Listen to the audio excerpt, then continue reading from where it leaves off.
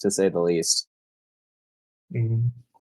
But I mean, it is a blast, and it's really fun to spend the time like writing and crafting the story. And even if you're using a source book, like I'm using Curse of Strahd, but I'm designing it as I see fit. So like I'm using the overarching theme, but then there's certain segments of the story where I'm like removing portions or adding portions, or just like little things that I find fun that I'm like, oh, this would fit here.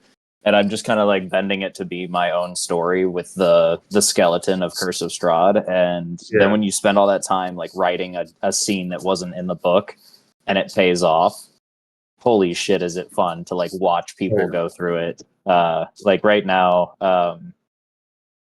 in the Curse of Strahd, Will and the coworkers found the Tome of Strahd, which is like a legendary item that's supposed to help you in the campaign. And the source book doesn't really give much on it. And I found this person online that was talking about how they made it out to be like this interactive sort of item where the book kind of lets you replay and like live out memories. And then I took that idea and I ran a bunch of shit off of that. And they just did part of it last session. And I think Will back me up on this, but like for an RP session, everybody was so sucked into it, and it was fun for me to just sit back and watch them be like, "Oh my god!" Yeah. Yeah, that's dope. Yeah, that's one thing I'm excited for. Just those moments where people are like, "Oh shit!" Like Sean and Chris and everyone has like given us those little moments and like one shots for campaigns. So I'm excited to like do that. And one of the big things that this guy, it's so if you guys are ever curious about looking it up, it's the Alexandrian .net, um, and but so one of his biggest gripes with Waterdeep Dragon Heist, as it's written, it's not really a heist. It's kind of like an investigation and like kind of discovery type deal.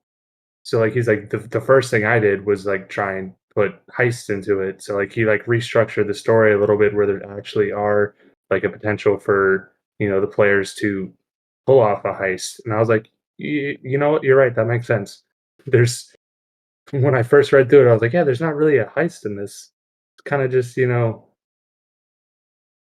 let's see if we can find all this money. Not really like heisting it. So, yeah, I'm excited to try and pull off that.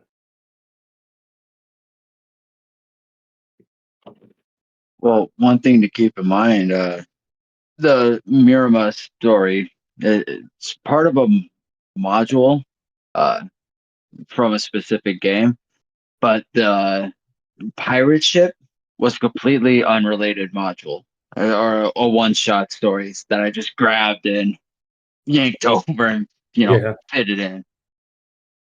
So I mean, you can always, as you're looking around, if you see one that looks fun, like you know what, we just got done with this big ass story. Let's do something stupid and a little small, and you can pull in just fun shit that way too. I do that shit all the time for our main campaign. Like I'm constantly reading through modules or like just legit like actual D&D source material for campaigns and stuff, and I'll read through a bunch of shit and be like, I really like this one encounter. I'm going to take it, put a little flavor on it, and throw it in the campaign. Like the purple worm encounter that you guys had, for instance. I legit stole that from a module. Yeah, man. Lucas wishes you hadn't read that one. It's really fun to plug stuff in like that at a gap where you'd normally roll for like a random encounter. There was a section where they were traveling from like a town to this winery that they needed to get to, and about halfway through you roll a random encounter. And I looked at the encounter table and I was like, half of it is just like you find a body, but it's just a body. Like I have to come up with a story as to why the body's there. Or it's like you find an abandoned cart. And then the other ones was like you find like bandits. And I was like, oh fuck this. Like there should be something cool to fight. And so it ended up being like they found this like family farm and they get invited in by the family. and then come to find out the family were a bunch of werewolves that have been taking in travelers, killing them, and then like fleecing their belongings to make money. It became like this twisted encounter, but it was a cool like halfway to the next location moment that probably would have been really lame if I just rolled off the table, but ended up being some good RP and then a cool combat. I think I actually killed a kid in that combat. You did. Before she turned into a werewolf, you stabbed her in the chest. Jesus. So the body of the But kid's she just turns- standing there, huh? Yeah. Loot that body. Will is Sorry. playing a rat folk paladin that it has arguably the most questionable morals of anyone in our group. Like a rat folk should. I mean, we decided to flay her, skin her, I think, to get her pelt. And it's To be actually my fair, size. she did change into a werewolf before dying, and then the party I think successfully skinned all of the werewolves and took their werewolf skins, and one of them, because it's a child, does fit the rat folk. I don't. That hasn't come back up though. I don't know what you guys are gonna do with those, but yeah, you just got a bunch of werewolf pelts now. All right. Found a use for it, I'm sure.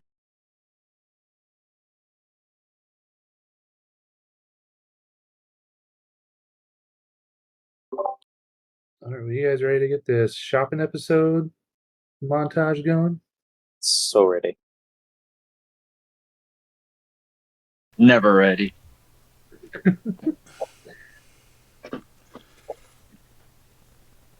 All right. What?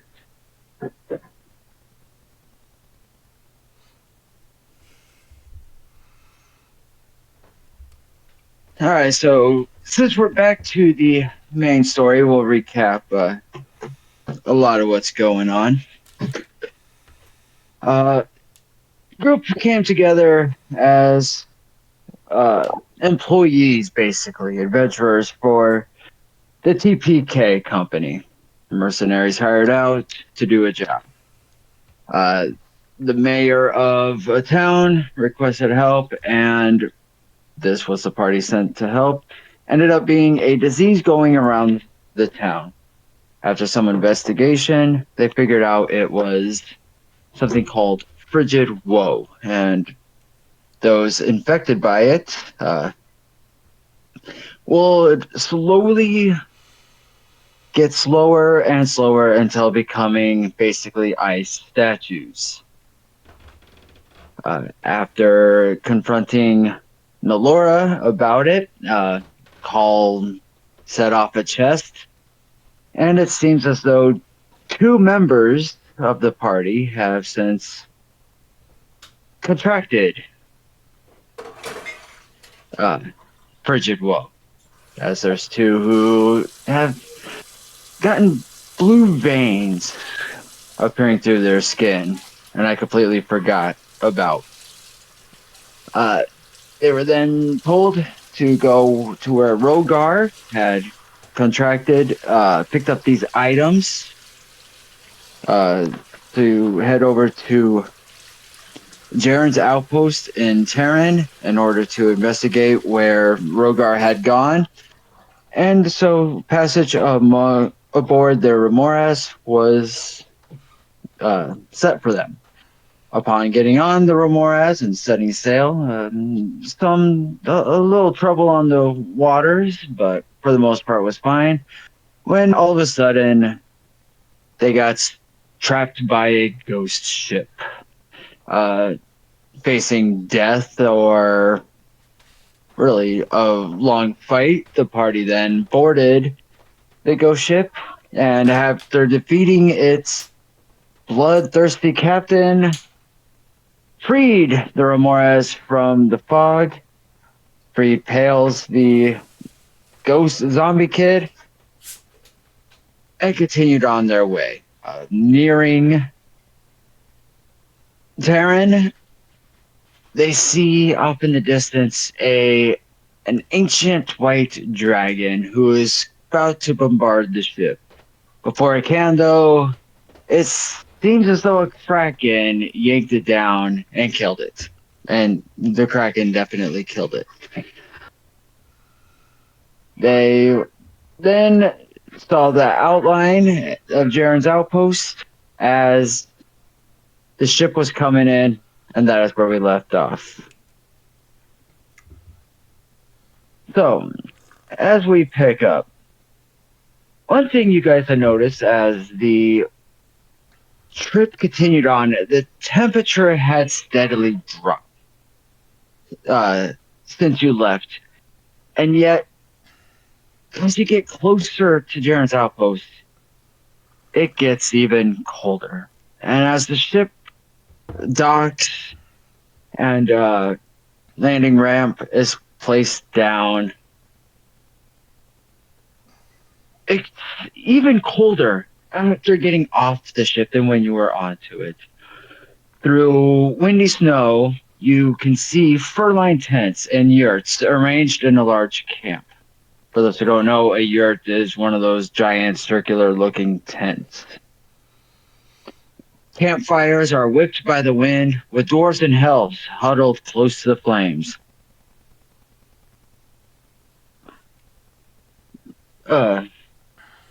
What did I write? You see a female dwarf with a shaggy mane of unkempt hair approaching the party on the dock. He says, "Don't worry, it'll cool down here eventually.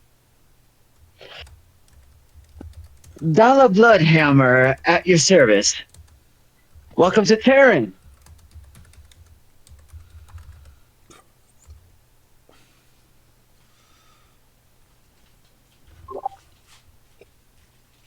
I'm sorry, could you repeat your name? Yes, it's Dala Bloodhammer. D-A-L-A. And this place is called Karen. Well, the land is called Terran. This little settlement here is called Jaren's Outpost. It's kind of where those wishing to set across the lands in order to find their wealth and riches tend to start here. It's a good place to get supplies for the cold weather and trade what you have, trade for what you need, and then in order to set out to find the Gengesh ruins and see if you can make your fortune. No, but I will. I don't know. I think that's exactly what we're looking for. Can you point us in the direction of your nearest tavern/inn, hopefully that is combined into one? And perhaps a man of faith. Yes, my brooding friend here will need a man of I'm wrong. having a bit of a crisis. He's had a rough few days. He's not diseased with a freezing, flesh-eating virus, but he's had a hard time. You ever just feel like somebody who's supposed to be there for you just decides not to be there anymore? And you know they're there, but they're just intentionally only showing up when they feel like it. Yes, and that's why I came up here, because she just kept pissing me off with that. Anyway, we don't have your traditional tavern. As you can see, it's mostly tents and yurts. We do have a giant tent that's a kind of a makeshift tavern that we call the Sweaty Yeti. And you can get drinks there. If you need a place, Sit down if you're hungry. you know what? I'll take you to Bertrand's. Follow me. And as you're walking, you're seeing, she's pointing out dwarves and elves huddled and chatting around campfires. But yeah, they're all planning expeditions to find lost treasures of Gengesh. That's what this whole place is about. If you ain't exploring, you ain't banking gold. She then stops in front of a large fur-lined yurt. You can stay here. belonged to this fool rich elf named Bertrand, who came here looking for adventure. He found inside of a saber-toothed tiger instead. But there should be some food and the like in there. It's yours now.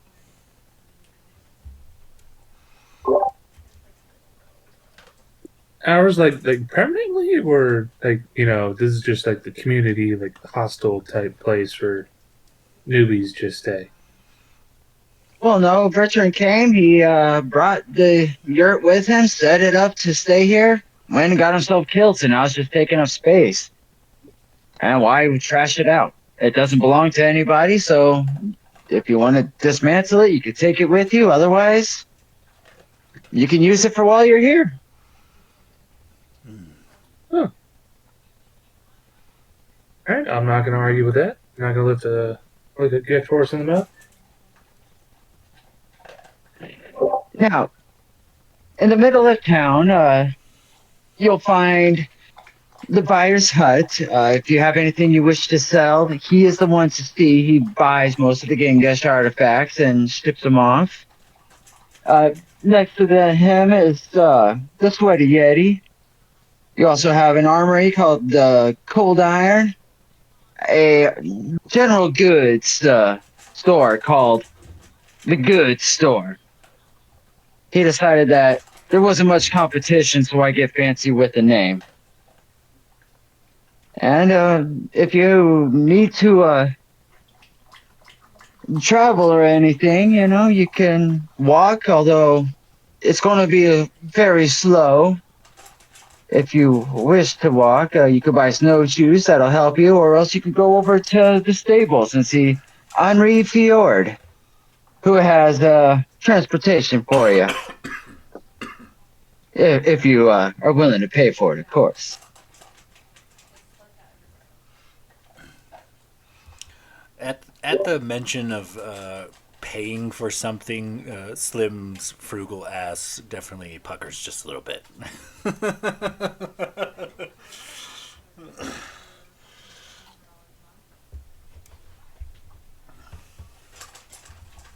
Oh, why don't you guys? I'm sorry, but what was the Sweaty Yeti? Just kind of like a cousin of mine type of thing, and he just kind of looks down at himself as his big bugbear form. I thought you were an orc. Oh, fuck me. I'm confusing I it was with gonna my say. other guy. Yep. I even pulled up the right character sheet. Fuck. He's having a rough day. Yeah, it's been a day. Sorry. I'm second guessing my race at this point. That's one hell of a crisis of faith, my friend. Your skin is green and not all that hairy. It's a little different, bud. I thought you didn't see color. I literally can. I have eyes. Yeah, I know you're not racist. Just defensive right now. It's okay. Let's get you to. Let's get you inside the yurt. You can. Yeah. You need some rest. Oh, that's fucking true. For me and my character. I saw somebody ask.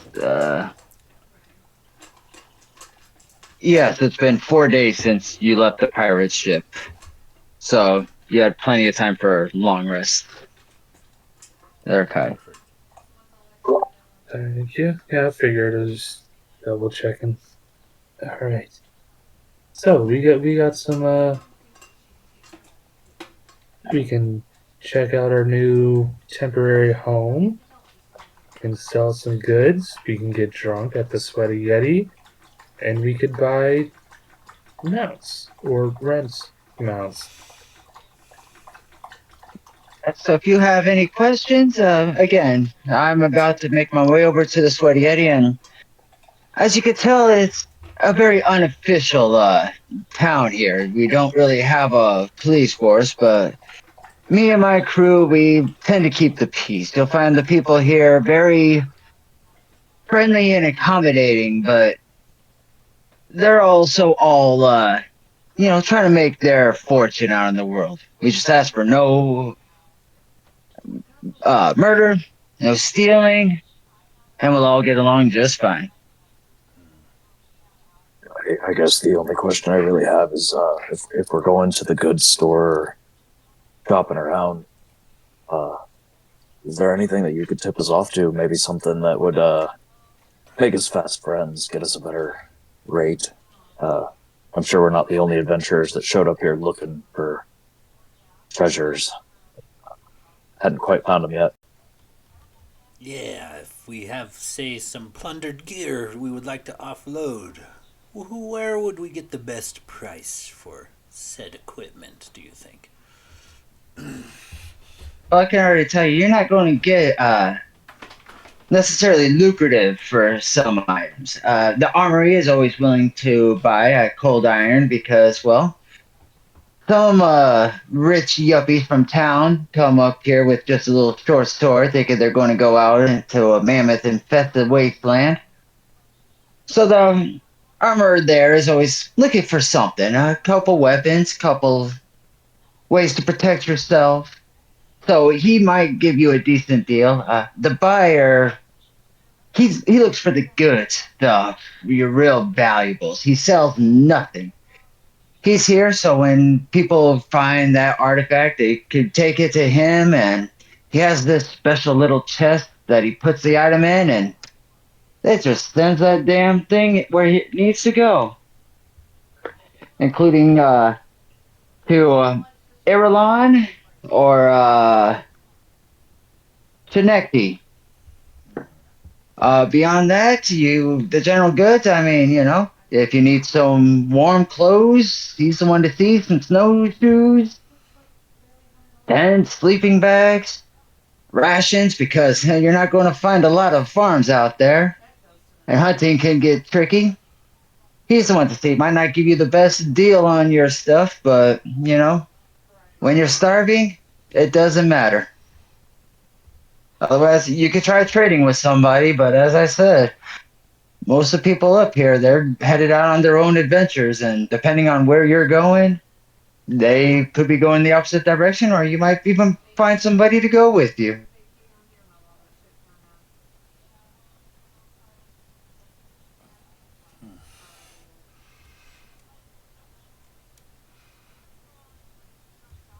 Good, So good if you to look, know. excuse me,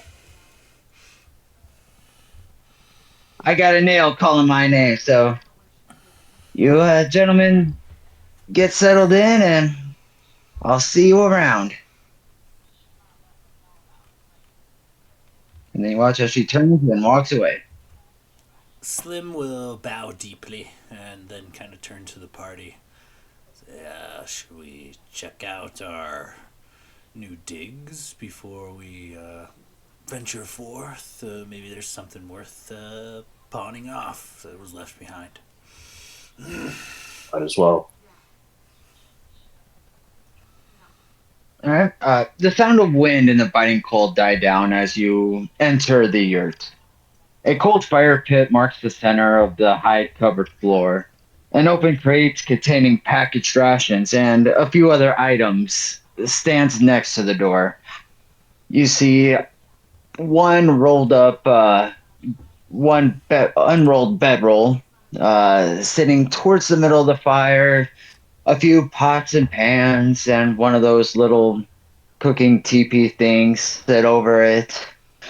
It's otherwise generally bare.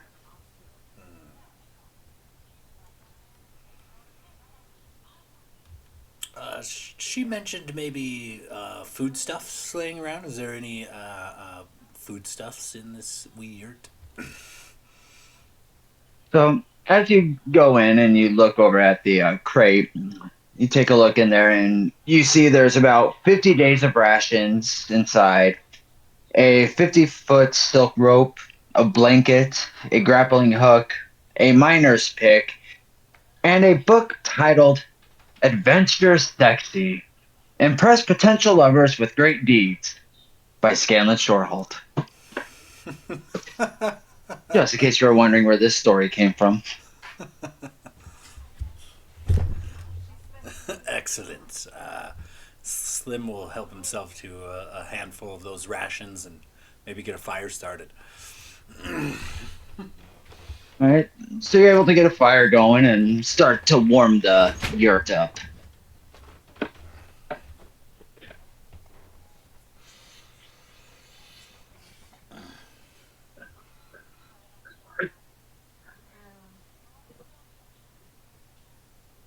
Well, boys, aside from a handful of gear off of a few bandits we've encountered, I might.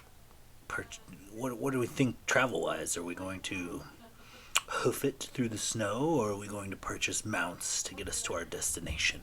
How far is our destination from here? Do any of us know? I doubt any of us know, but I'd say it's probably a safe bet that we should buy both. We should probably have steeds, but at some point, there's a good chance that we're not going to be able to use the steeds, rough terrain and whatnot. We should probably have snowshoes in the event that we can't take them to and from. Yeah, I agree with that. I also have no idea how far it is from here. I'm assuming it's, far enough that when we're walking in the cold, we probably would not want to be walking because of the cold. Yeah, it might help us out to have something that can move a little quicker.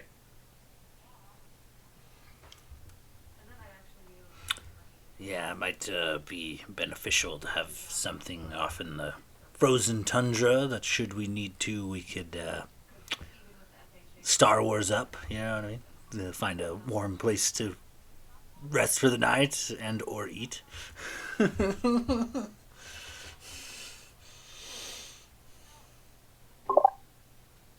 Are you alluding to killing our future steeds for food? I mean, I could have been Doug, but you guys protested. You somehow made it worse. Yeah, I don't trust the Doug fella. Doug haunts my nightmares.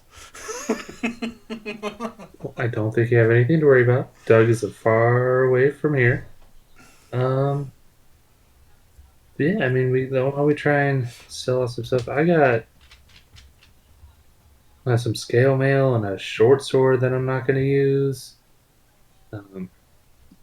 Scale mail's nice, but it definitely makes me a little less stealthy.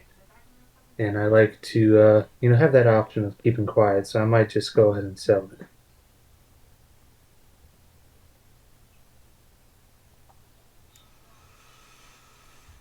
Aside from some average weapons, most of them of human make, I do have this enchanted dagger. Any of you particularly interested in something like that, or should I see how much coin I can fetch for it? I'd say I have a use for it. And we've got this as well. And he holds up the gilded scroll case, the map of the multiverse. Always fetch a couple gold for this.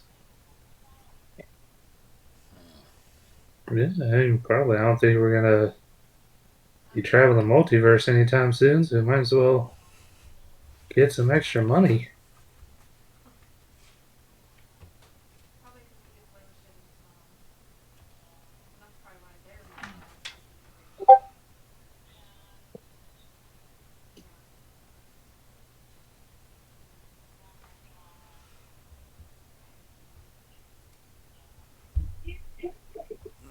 And which one of us carries their? Isn't there a jade statue, or did we return that?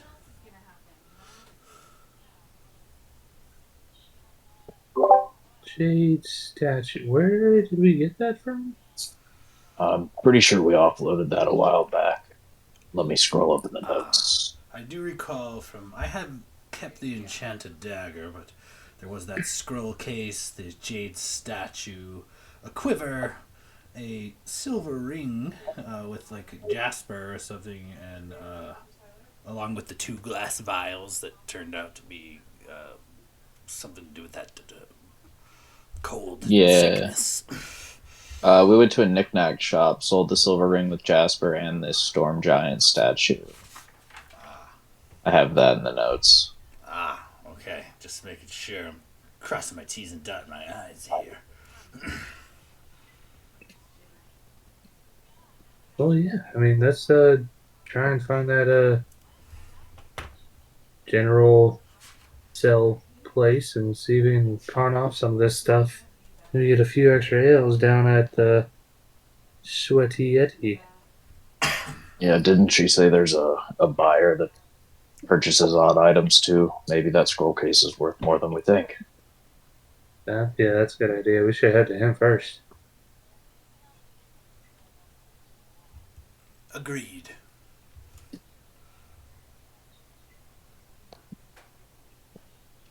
So as you come out, you notice that it's kind of a circular, and large fires are in the center of this outpost. And as you walk, come close, and it starts to get louder and rowdier. And you see in the dead center is the large yurt, larger than any others, as it sits pristine, and all it says is "We buy" outside.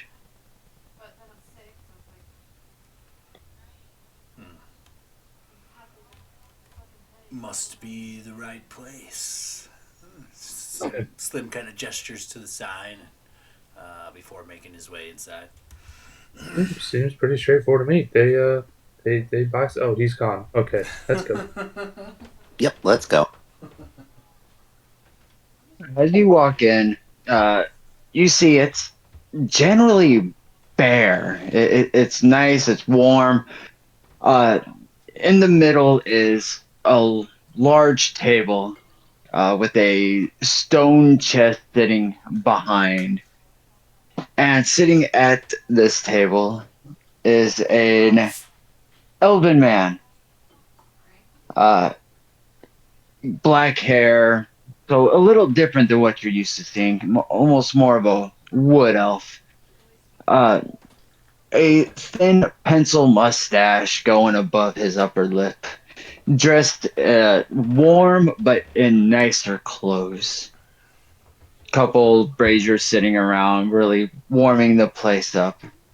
He's writing down in a little book, kind of a ledger. And see, as you enter, and he looks up and says, "Ah, yes, adventurers. How may I help you today?"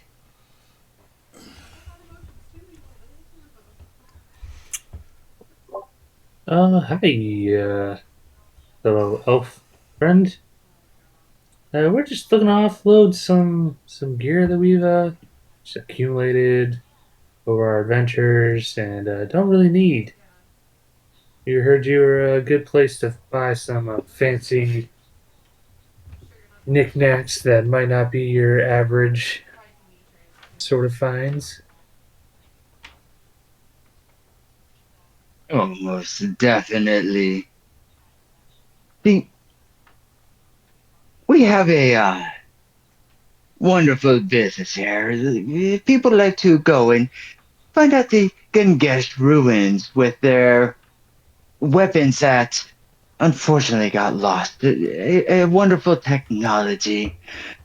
And they bring it to me, and I'm able to procure it for my clients.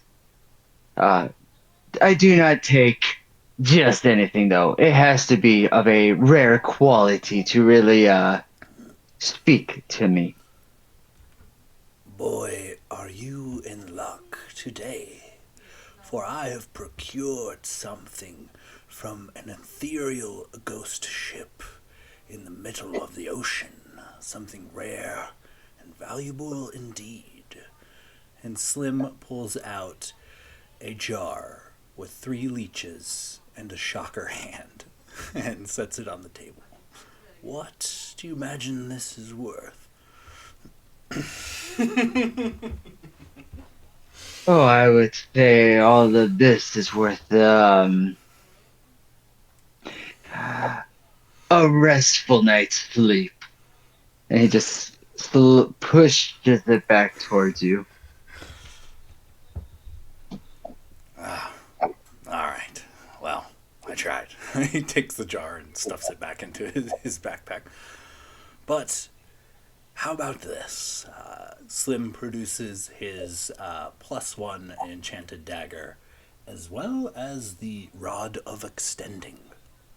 This must certainly be worth something. Slim will extend the rod briefly before returning it to its normal spot or normal size. Set them on the table for this guy to inspect. Let's see, Rod of Extending. That's a common item, I believe. I do not have clients that would care, to be perfectly honest. So I will pass on that. Perhaps the armory. But this dagger, yes, now this dagger is worth something. Let's see. Yeah, it appears to be of a Gengesh mate. You could tell by the jewel crusted here. Oh yeah, I think I could go 75 gold for the dagger.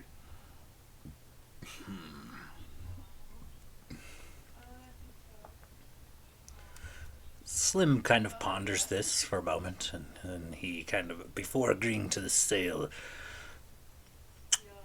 you wouldn't happen, you're a businessman in this local venture. What do you imagine a decent mount costs around these parts? Not rental, purchase, of course. Well, I mean, you'd have to take that up with Henri.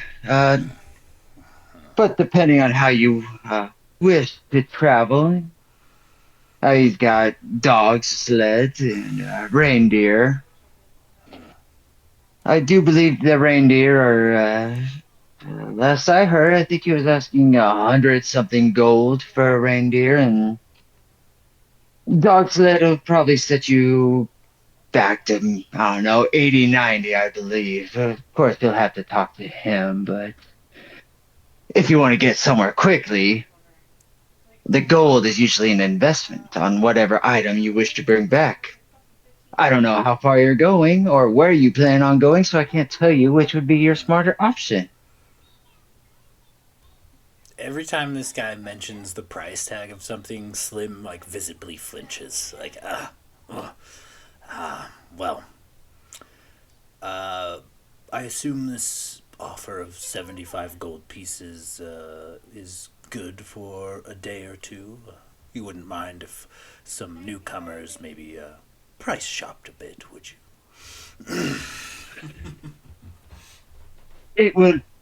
It will stay on the table. I don't know how much luck you will have. There's not a lot of people buying, but you are most certainly welcome to shop around if you like. Well, before we go and do that, if we were to sweeten the deal a bit by perhaps adding another artifact, would you just give us a good rate here and save us some time? And he sets down the scroll case with the map of the multiverse on it. Ah, that is an interesting item. Let's see. Normally, I would offer you 12 gold for this.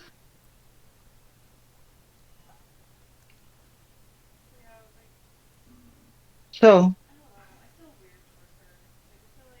that would put us at 87 gold pieces. I hate odd numbers, so let's just say 90 for both. Slim will kind of turn to the party, and I will happily trade this enchanted dagger for whatever means we need to get to our destination. However, should we transfer it to coin, none of you will see that coin again. So I will donate this dagger to our cause, but it is essentially my only available contribution to our future travels. So the choices I put to the group.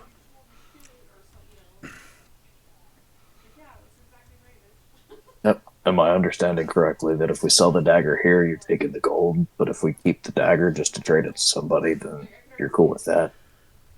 No, I am happy to donate this item to our travel. Should we need it, but if not, once coin comes into my hands, it has a way of never being seen again. So I offer this as my contribution to our future journeys. Perhaps Balgrim, he kind of looks you up and down. Crisis of faith or not, you're trustworthy. I would give the dagger to you. You make the decision. And he just kind of puts the dagger in your hand. I appreciate the vote of good faith. And he puts his hand on your shoulder. And if you ever need to talk to somebody about what I assume is a gambling addiction, I'm here. And then he just turns around and he said, call it 95 gold and we'll make it a deal. Puts his hand out.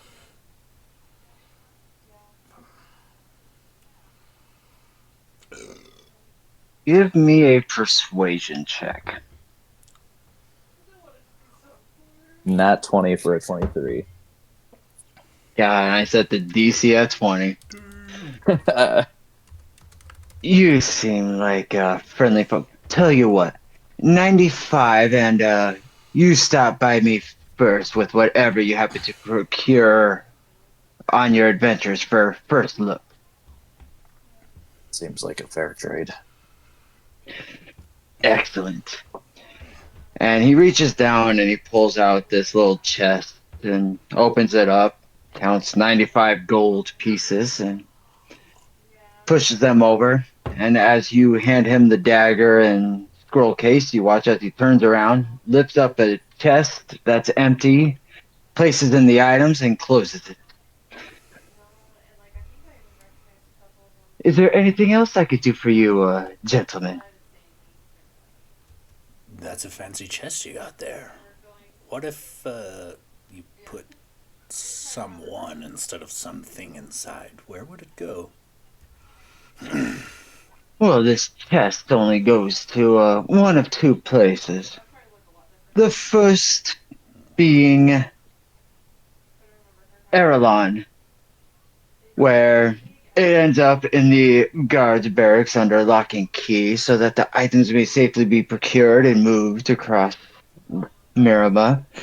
The other place is Shinect, which is much further to the north and west, where it is also sent to a guard room under lock and key to be distributed towards that end of the world. And those places As are for, very far, yes? well, Erelon is about a 9-day travel by sea, and Shinect would take you closer to 2 to 3 weeks of land as well as sea travel. So it is incredibly fast in comparison.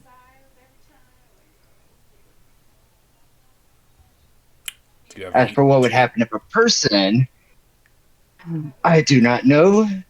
I would not risk it. So I could be persuaded out of fee. Interesting. Might have a way of fast travel, if you will. Well, let us hope we don't have business in those places soon, I guess. Good way to test it would, be sending a gnome first. Or Doug. Especially Doug. Slim shutters. Only because it's been so long. I will remind you that Erelon is the name of the town that you went to. Right, so fast travel. We don't no dragons and krakens on the way back, you know. We might die. I mean, we don't know if it works on people. Call, say nothing if you volunteer. Excellent. It was a tale for another time, as I've been told.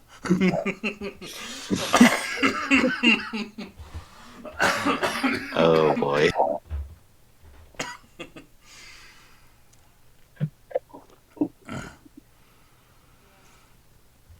Well, aside from acquiring a bit more coin elsewhere, we should probably look into these mounts. Hopefully, a dog sled can carry more than one of us.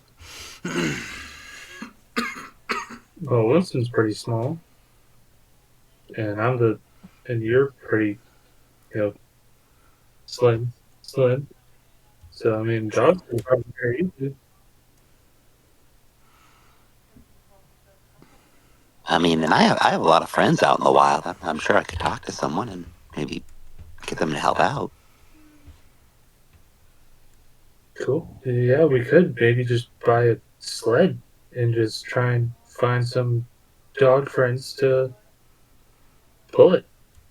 Perhaps we just buy the sled and Winston becomes a giant frog and totes us there. Yeah, that'd be a little bouncy ride. He can probably only be a frog for so long, right? That might be a bit of a concern if it's a longer journey. Mr. Toad's Wild Ride. He'll just have to hop really fast. I have faith in the fastness of Winston's hops. It's too bad we can't get that giant frog we found back there, huh? I don't In know if that he'd cave? really that much. I think he'd probably get pissed at us and eat us. I'm sure if we fed him some things, like Doug or something, you'd probably be fine. Good point. Wait, Mister, my good friend, Elf, sir, do you have anything for sale here, or are you just buying? No, I do not engage in selling items. I am merely a middleman for very rich people who have the means to display the items without having to go through the effort of procuring them from their natural source. And honestly, I'm not the adventuring type either, so it's a lot easier to just buy something. That's why I'm simply called the buyer. All right, that's fancy. Very ominous, yet practical name. I like it. All right, well, I guess we are off to find someone to buy cheap goods, and also to find sleds with dogs. It was nice to meet you. Unless anyone else has words they would like to say to the kind gentleman here. Call. Thanks, friend. I wave. Slim bows. Falcrum just puts his arm around Call and says, "You're quiet today. I can tell you're missing Doug. But don't worry. I miss him too." Ah, yes. If you're wishing to go to the stables, they're on the west side of town.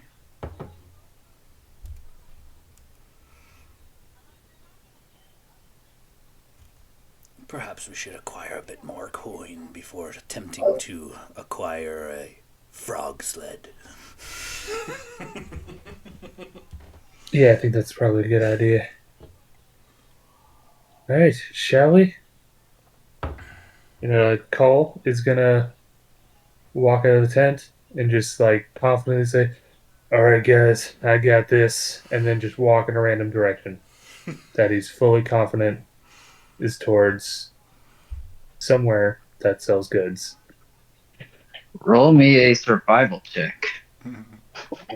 Figure out what is survival. Got a sheet. Well, survival's a +1.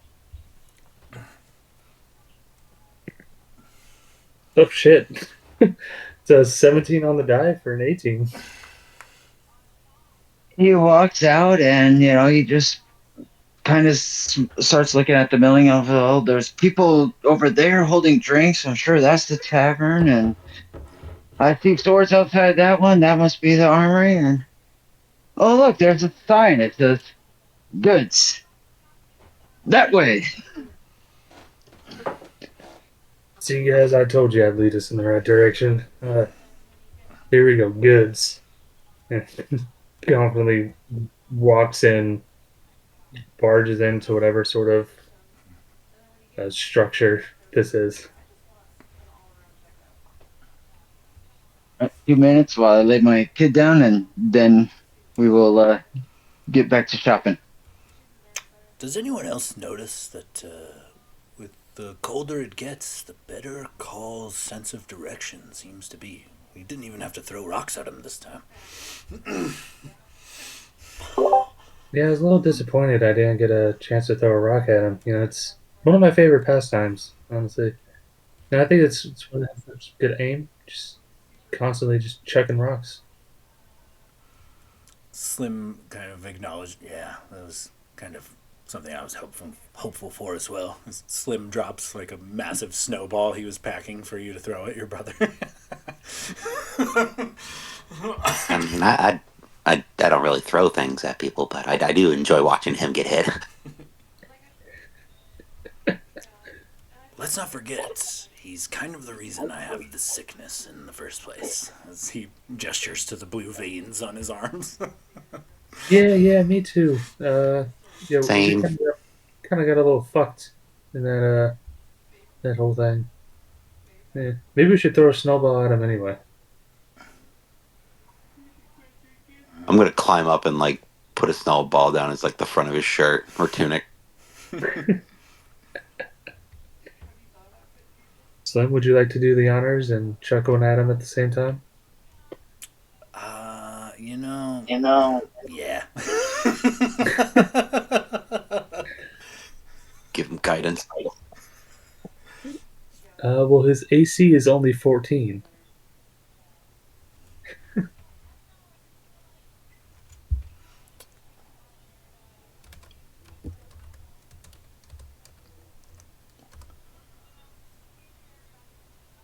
Oh yeah. Nailed him.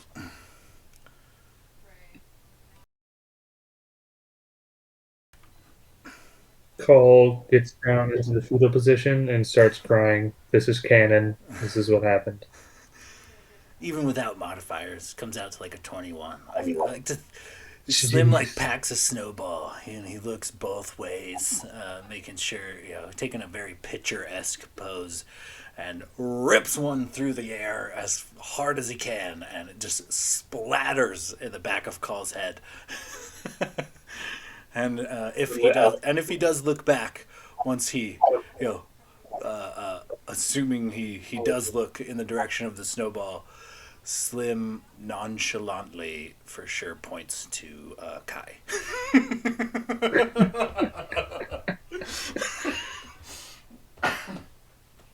What is Call's insight?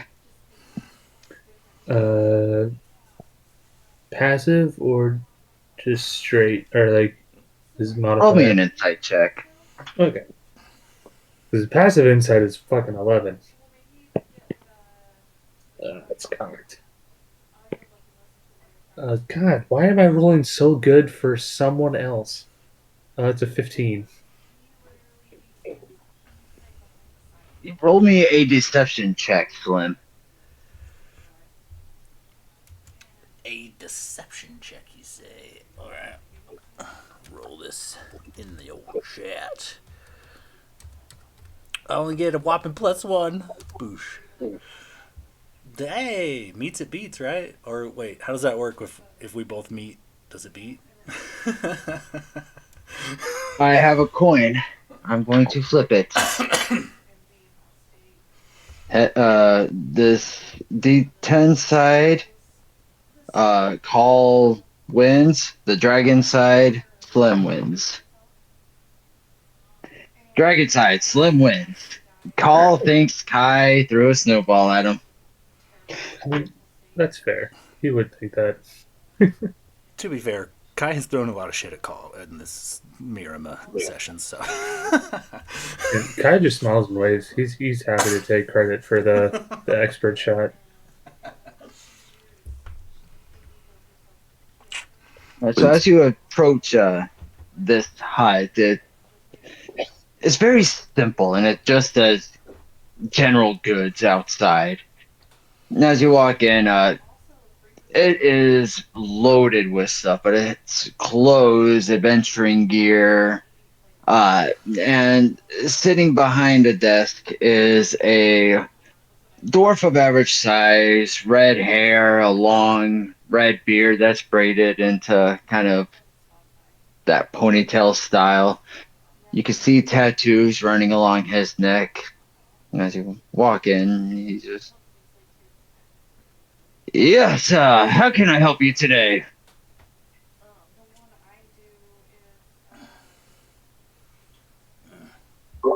Kai will just walk forward and dip into his or the party's brand new bag of holding and just yoink out a set of banded male armor and a regular human short sword and drop it onto the table.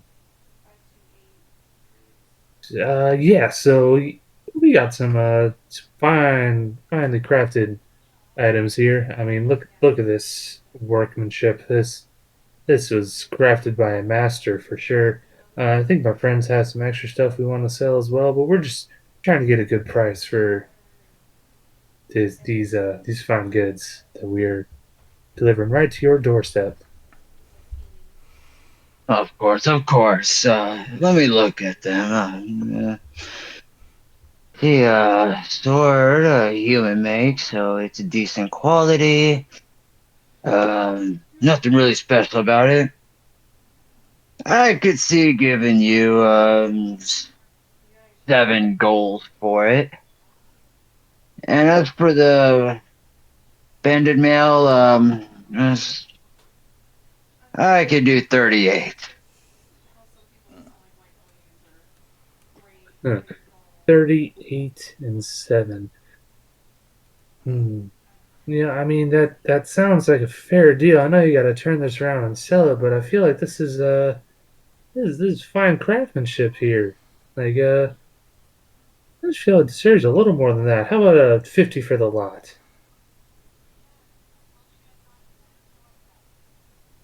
50 for the light. I mean, all right.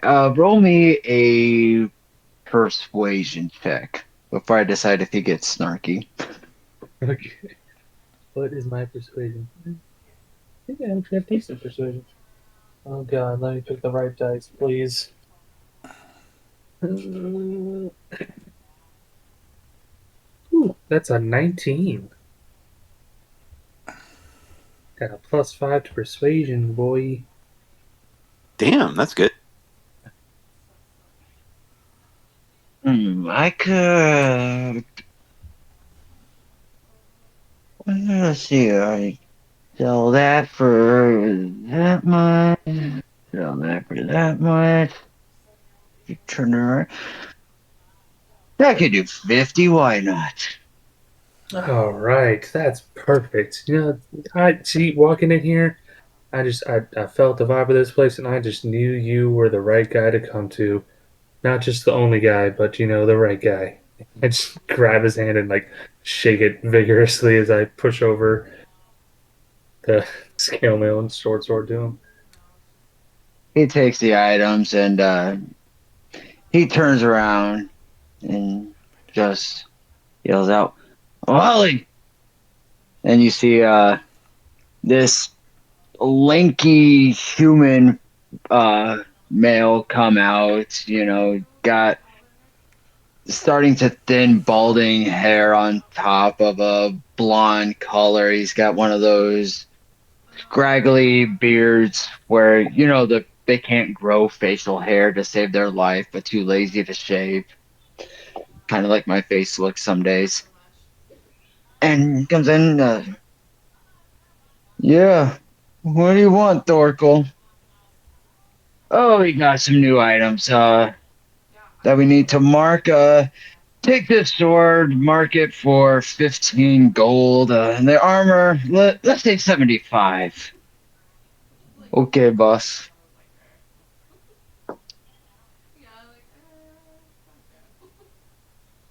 Anything else you are looking to sell or purchase even?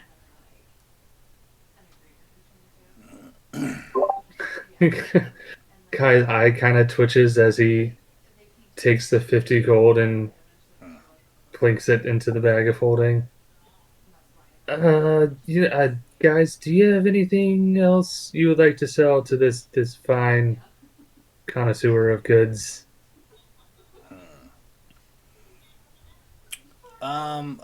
First of all, are we pooling loot and splitting this amongst the party, or are we selling our individual items and keeping the change? I asked because Slim is very frugal and may or may not have a reason for trying to hoard wealth.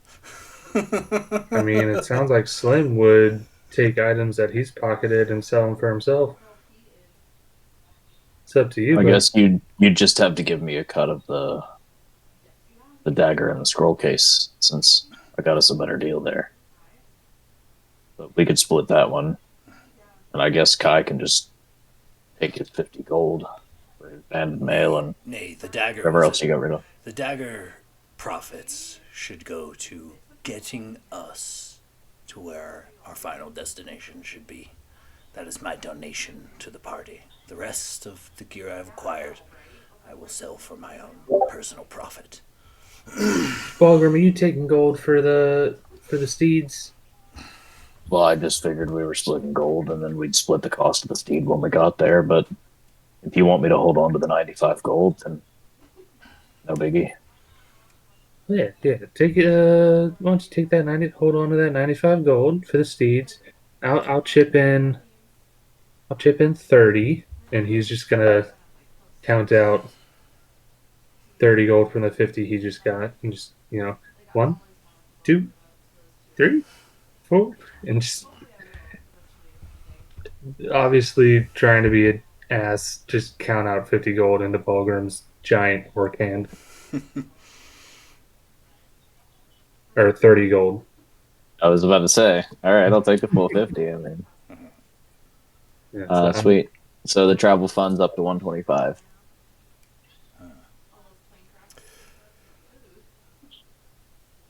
All right. Slim will unload a few things he has kept around. He will have a dagger, a pair of scimitars, and a crossbow, all of human make. Oh, let's see. The dagger, you could do 1 gold. Crossbow. Where do I have crossbow? Yeah, hold on. What kind of crossbow is that, Slim? It was one of Doug's friends. Is it just like a regular crossbow, heavy, tanned? I assume regular Light. crossbow? Light crossbow, yeah.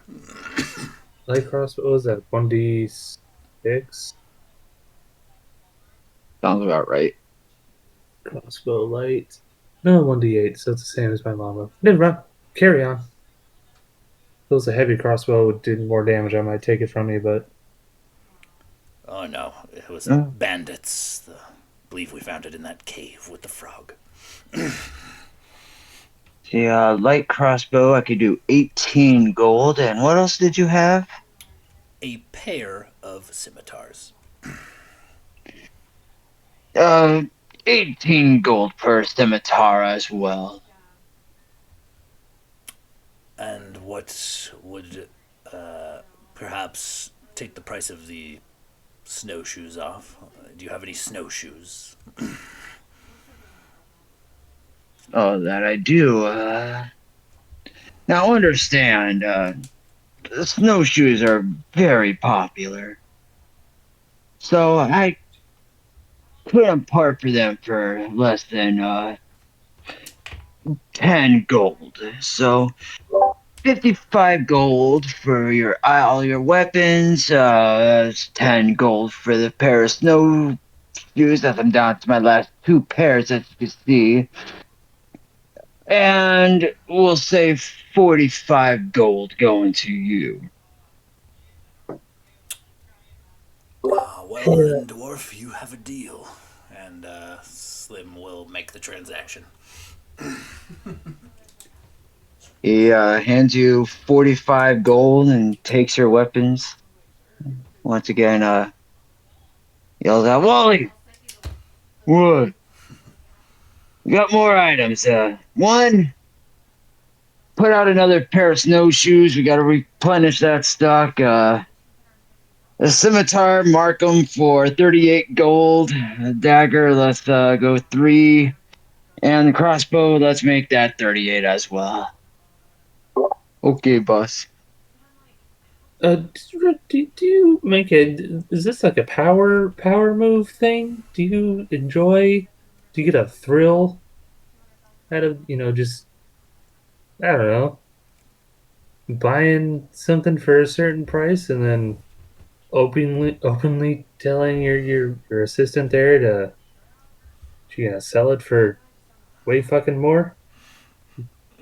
Well, let me put it to you this way. If you don't like my business practice, you're welcome to go to another general goods store. I think you could find one about 700 miles that way. I'm not did not mean to offend. I'm just was genuinely curious if it was like some weird sort of a thing you got that anyways, I'm just gonna shut up. Yeah, I mean, to be fair, it did kind of come across like you were trying to push his buttons there. I mean, the man's just doing business. We sell him stuff. He turns around, sells it for more. That's how he makes money. Proctor, you're supposed to be on my side. Anyways, sorry, didn't mean to offend. My bad. We got our goods. Talk to you later. Kai's just gonna like slowly back out of the tent himself. He's just gonna wait outside for the rest Slim will accompany Kai, but as they exit, like, Kai, everyone knows dwarves are greedy and crass. Standard dwarf.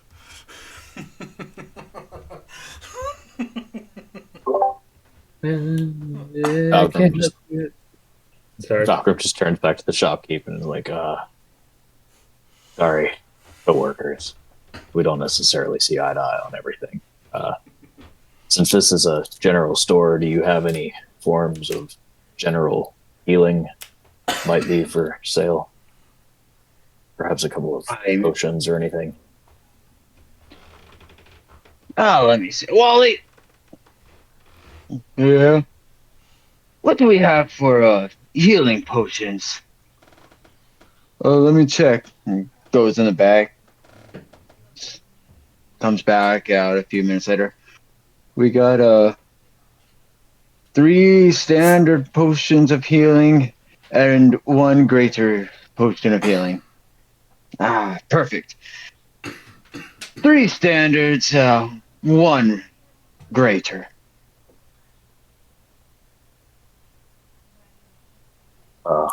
What's the price point on those? See, a potion of healing, it's going up. The regulars will run you about 75 gold, and the advanced is going to be. Did they not fucking put in my thing?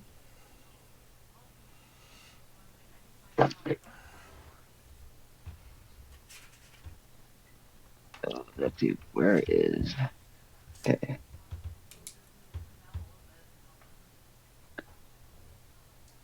Healing. Price guide.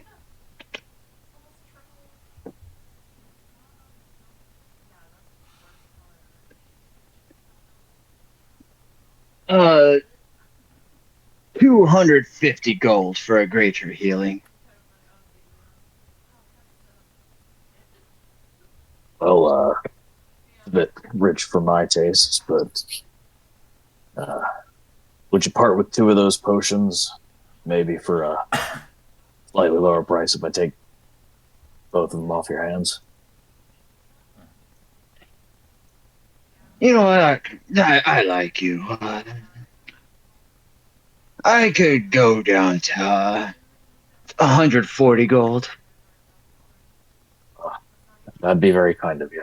And he'll fork over 140 gold, and then he'll wink at the shopkeep, and just be like, And for what it's worth, promise not to give either of those guys those potions, even if they really need them. On behalf of the whole. Sounds good. You could tell him. You could tell him I'm down to my last healing potion, and it's only 125 gold. Oh, I'll be sure to spread the word. And if you'd like, you can apply a finder's fee to that when they come in for it.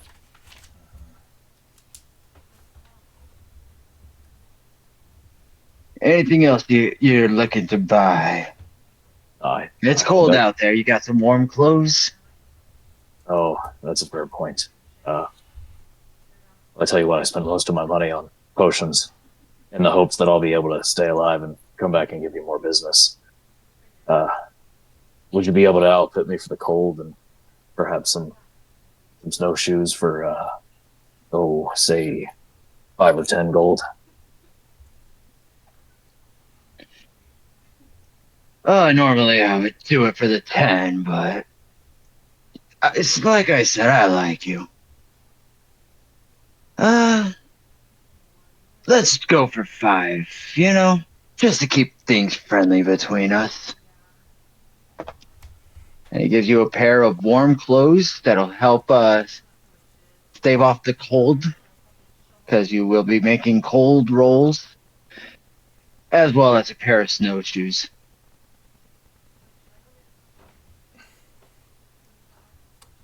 Do you have anything that runs small? Maybe like a kid size? Oh, my friend, we have something for everybody. We do have some halfling sizes that'll fit you. Oh, I'd love some. It is a bit more chilly around here. I think some a little warmer would be nice. It doesn't use as much material. Let's just say 11 gold for both, for the clothes and the shoes. Oh, that is more than fair. Thank you. And he'll go ahead and put the coin up on the counter, extend his hand out to shake. He reaches over and spits on his hand and shakes your hand. Wow. Thank you. Winston puts them on immediately, with the exception of the snowshoes. So far, Winston and Valgrim, mark that you have warm clothes, so when it comes to cold constitution checks, you can roll with advantage. heard. Call is going to walk up because he's been standing quietly in the corner. I'm pretty sure he doesn't have on. Wait. I Like think much? canonically he's just wearing a what do they call it? Loincloth. Loincloth. Yeah. So he's got like I think that'll be fine, honestly. just like nips out like cutting diamonds. So he's gonna walk up Yeah. No, I'm sorry for my brother out there. Can I? He's a bit of a dumbass, and that Slim guy. Yeah, who cares about him? Can I maybe purchase some few sets of warm clothes and I don't know, like a pair of snowshoes for myself? But let's see. Oh, that was your brother, huh? Uh, yes, but he's like I said, he's a bit of a dumbass. Oh, of course. And I'm sorry you got to put up with that. I got jackass brothers as well. About 50 of them.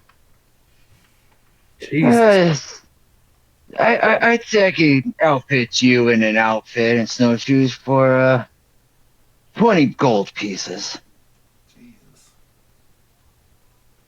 What if I wanted to get multiple outfits? Couple jackets, maybe some cloaks, just for multiple just backups, just in case. Well, I'd say each outfit it cost you 10 gold. And each shoe's 10 gold. All right, I'll take a pair of shoes and 3 outfits. 50 gold pieces. Fair enough. And he's gonna flat over 50 gold. I will say, with you role playing him buying, if he says no, that comes from Kai's gold. Oh, I fully intend for Call to walk outside and sack tap Kai in the Call fashion and demand gold because I feel like that's what he would do. Perfect. Okay. Yeah, so he hands over the 50 gold and then takes like the bundle of jackets in his arms and walks outside and proceeds to smack Kai in the nuts and then throw a jacket at him. And Kai will hand over. He'll hand over the remaining 20 gold he got from the purchase, and then the third jacket he'll reach out and hold it out to Slim. Slim, I know you're a monk and I don't know you do some weird shit with your body and stuff, but you still might get a little cold. So yeah, take the jacket. Slim will happily take the jacket, but so okay, maybe I missed something or I just didn't get the good notes down. But back when Mirema began, wasn't it like a cold weather environment when we started? Because I'm pretty sure my traveler's cloak accounted for some sort of cold weather factors, or am I mistaken? You went from an Idaho winter to the Arctic North, basically. Okay, so I do need more winter clothes. I had already had assumed I had winter clothes covered, but if not, I will absolutely take the the jacket and provide call with what was it, 10 gold? I went with kind of the average temperature set being around that 22 degrees down in Erlon. And up here, you're lucky to see 0 on a hot day. Okay. So, like, you know what you wear outside when it's 30-ish degrees versus what you're going to wear when with wind chill it's 15 below. You're not wearing the same outfit. True.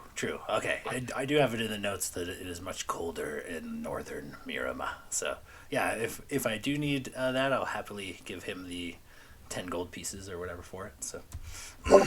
Well, you don't need it, but it'll help you survive. Slim is scrawny. There's not a lot of body fat there. I think he'll probably need it. I was curious. I was like, is he about to be so cheap that he's willing to just take the cold?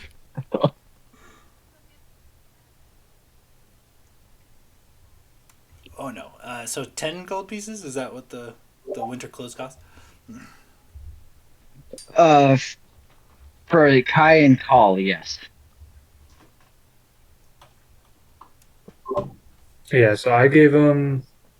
Yeah, I just handed him 20 because he did a favor for Kai, and also I made a decision for Anthony while he's not here, so I felt like he deserved a little extra gold. But yeah, if you just want to give him 10, I'll just add all notes to send to him. Begrudgingly, and laboriously, Slim takes off his backpack, removes several items, reaches deep into the bottom of it, pulls out his coin purse, counts out 10 gold while eyeing Call furiously, and then hands him the 10 gold, and then puts the gold back in the bottom of his backpack and laboriously stacks all his gear back on top of it.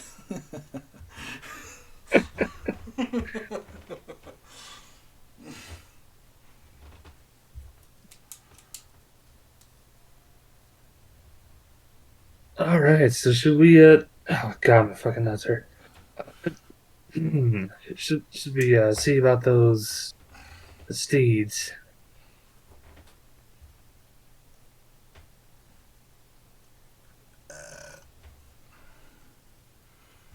Yes, a frog sled would be ideal.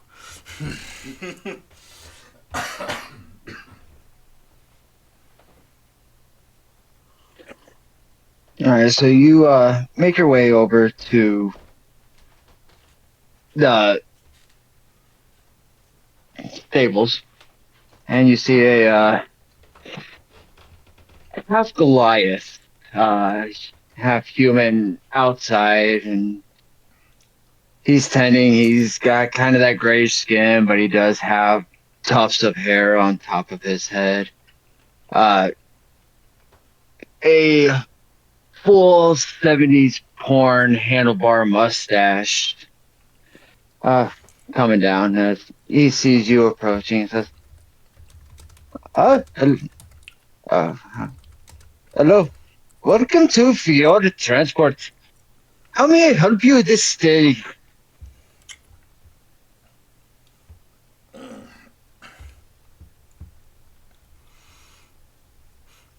Slim pushes Winston forward.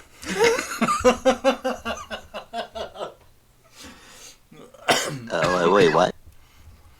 Frog sled. You need to be fitted for a frog sled. Yeah, you're the animal expert here. You want to do the animal? In what's the word? To fucking damn it! Yeah, you know what I mean. You mean like talking to them? Negotiating. That's the word I was looking for. Sure. Who am I negotiating with? Me. I just points Oh, at hi. the guy clearly talking in front of us. I didn't see you there. Hello, my short friend. My name is Henri Fjord. This is Fjord Transport. Pleasure to meet you. And I'll reach my hand out to shake. He grabs your hand and he gives it that little excited, just kind of pulls you up off the ground a couple of times as he shakes your hand. Oh, wow. Gross. Pretty sure a dwarf just spit on that. It's like frozen onto the palm of my hand.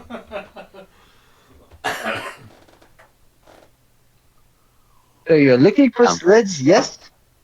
Yeah, I believe we're looking for a sled of some sort.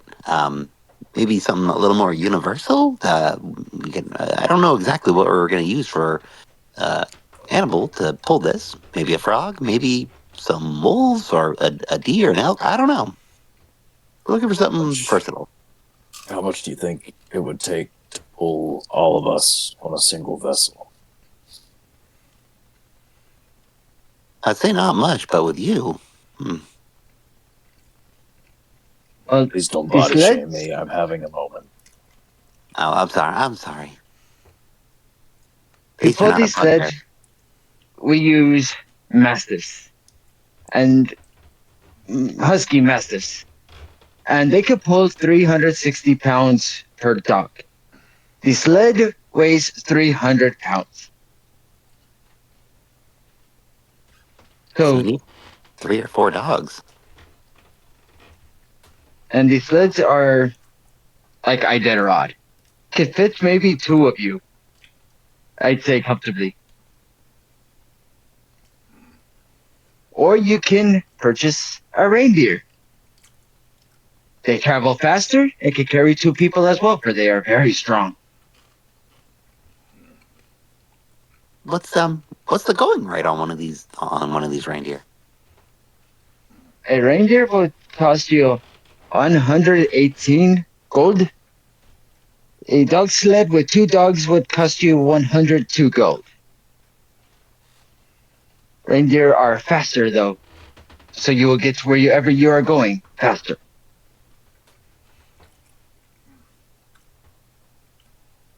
So here's how I have it worked out. Due to the ice and snow, walking would be about half speed of your slowest person kind of pace. I'd figure out the math. A dog sled, well, with the shoes, you get up to whatever your speed is, or 3/4 of your speed. Help you travel. A dog sled, if you travel fast, would get you 31 miles in a day. Regular speed would get you 27 miles, and slow speed would get you 20 miles. Each dog you purchase would be an extra 2 miles a day. A reindeer at fast speed, you'd have to rest every 2 hours, otherwise risk exhaustion for the animal. It's 36 miles in a day. Medium speed, slightly less resting, 30 miles in a day. And at a slow, steady speed where you don't have to stop at all, you can average about 25 miles in a day.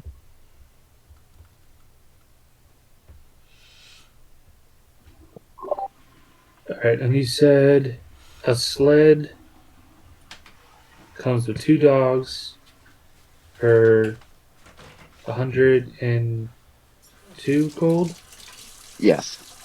and that can carry.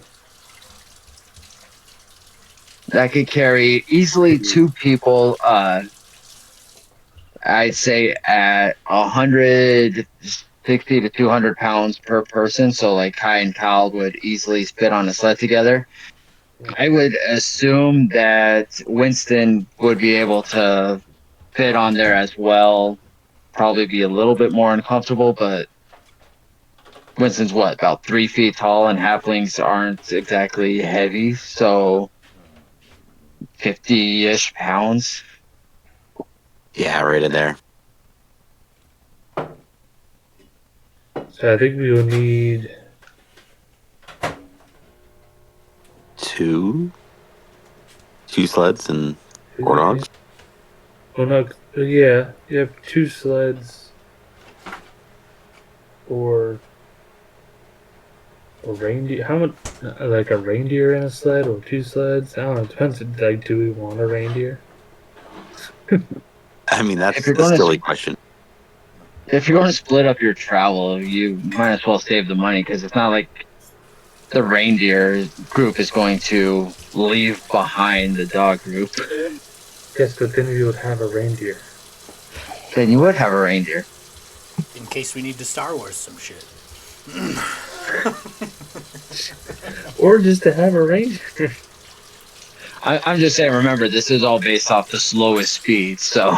Yeah. Yeah, so we need at least 2. So minimum, it's 204 gold. So we have 125 between the dagger, the scroll case, and my small contribution. So that's 1 sled. So we would just need 75. We'd need like 80 80 more gold in there, and we can just get 2 sleds. If we all just split 80 gold, toss it in. I have about 80 gold on me. I'm more than happy to part with it if it helps the group. Wait, is there any merit to the yurt and property therein we have been given? They said we could potentially take it down. The homestead, such a shelter in this environment. Perhaps we use it for a day and see what we can't get for it. It's got to lessen the price. I mean, we could see if someone would buy the yurt. Someone who perhaps didn't piss off our dwarf friend. Yeah, definitely not me.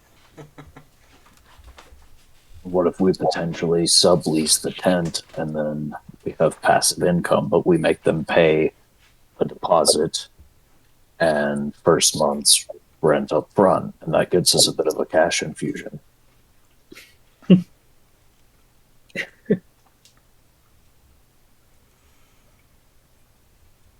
Winston, I don't suppose you could just convince a reindeer in the wild to... Can you befriend one of them and we just go find one? I'm fast, I will catch him and you could talk to him.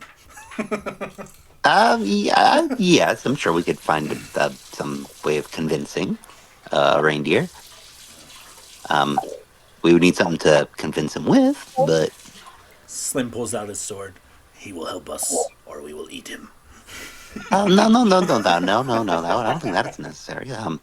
Maybe some food, or maybe the promise of finding some better mates in the further lands north.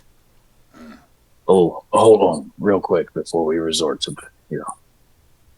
big measures. How much gold do we have to throw at this situation?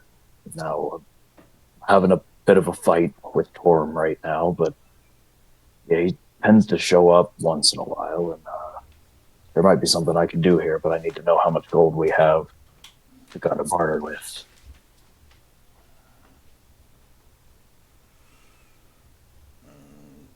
I mean, I feel like between the lot of us, we could, the 125 we have set aside so far. I've got 80. I've got 70 something. Call is sitting pretty. Slim does not reply. He pleads the fifth. Slim, you gave your dagger, so that's your contribution. Winston's gonna look at the kind of the travel, or I guess, what was his position, his title? Fjord? I can't remember his first name. Henri. It's supposed to sound like Henry Ford, so it's Henri. Oh, that's clever. Excuse me, Mr. Fjord. I think, yeah, we could probably strike up some sort of deal here. I don't know. Is there any chance? I mean, I could sell this at a shop, I'm sure, but I figure maybe it would be useful for you. I find it kind of useful to help with leading some animals around, and I'm gonna pull out the staff of adornment, and say, sometimes I put like little treats on top and kind of floats above it, and it's kind of nice for leading animals along. Wasn't sure if maybe something that you'd be interested in. Maybe cut us a deal. Let's see. Let me look it up. Okay.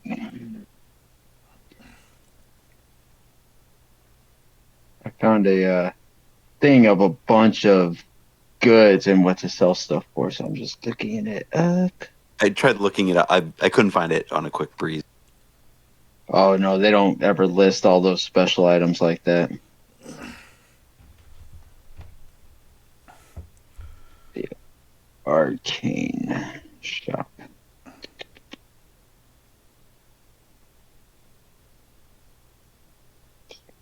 Good. Perhaps also to consider, maybe our friend Henri here would be willing to part with the 80 gold should we somehow find a powerful mastiff or rather large reindeer in the wild. Maybe he would be interested in purchasing such things. Slim winks at Winston.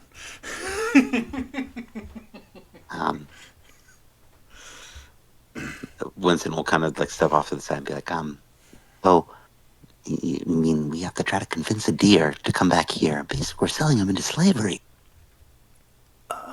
Or perhaps Slim will kind of pull him aside, step away from Henri, and whisper, perhaps we have a friend who could just be something like that for a bit. Make his way out later.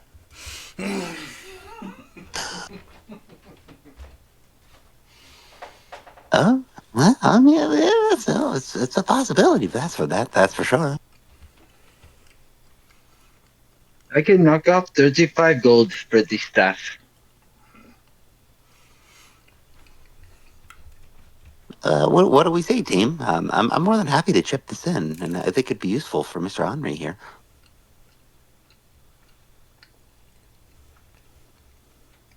Leave me a little bit of gold, then have enough for us to kind of, be able to make our way.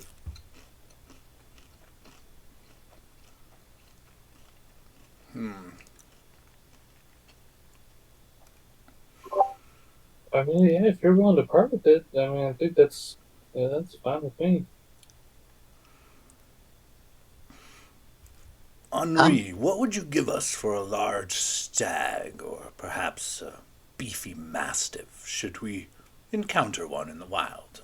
Domesticate it and return it here to you.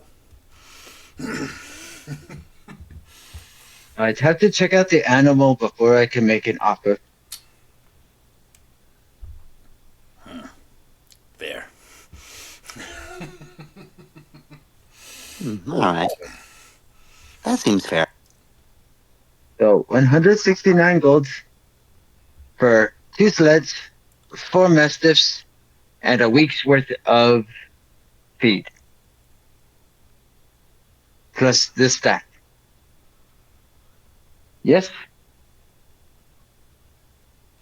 Yeah, that sounds good to me. And I'll Winston will fork over kind of the difference from the travel fund to, whatever we're missing there. And so as you stand around, he goes and he gets 4 dogs and hooks them up to 2 of the sleds, along with a week of food for each pooch. And he walks them out to you and says, "Here you go." "You're right, sir. I call this one Bronco. This one is Escape. This one is Fusion. And this one is Expedition."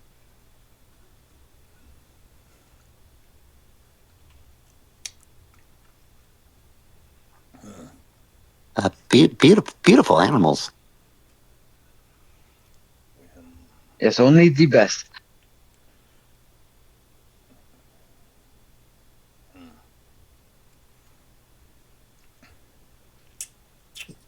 May I help you with anything else? What would an extra week of feed cost? It is. Let's see, what is feed per day? 3 copper.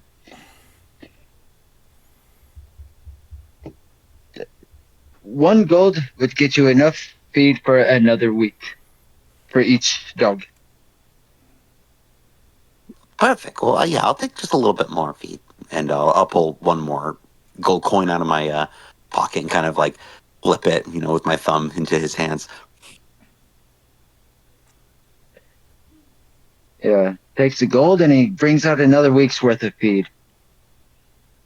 You must be going far away.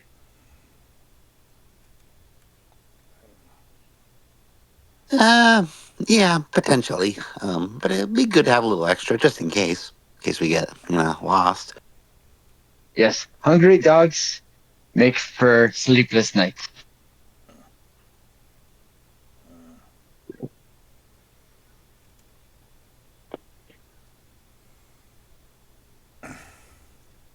All right. I think I'm all. I think we're all set. And do you guys need anything else?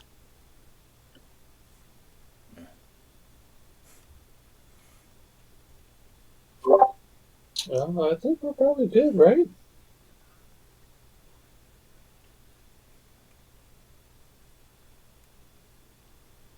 To the best of my knowledge, yes.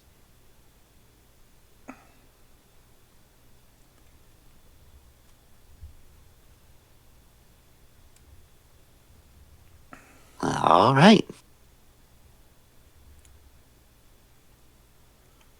I guess Winston will go over and kind of be talking with all the mastiffs a little bit, just kind of comforting them, just saying like, "Oh, don't worry, we're gonna treat you right. It's gonna be good."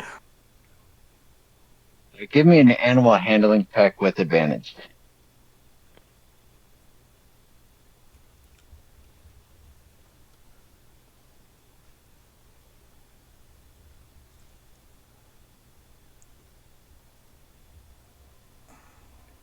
$19.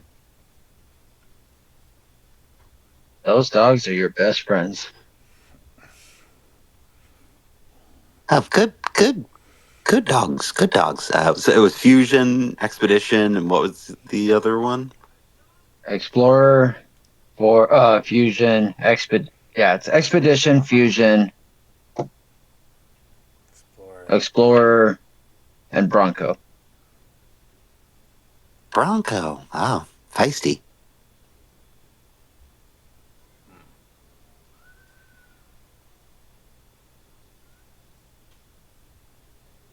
Okay, so you have items, you have a good way to travel, and you'll have to pick what speed you go. Uh, of course, things change, conditions and stuff, depending on how fast you want to go. The slower you go, the safer you are. The faster you go, you might hit a speed bump and crash. What would you like to do next?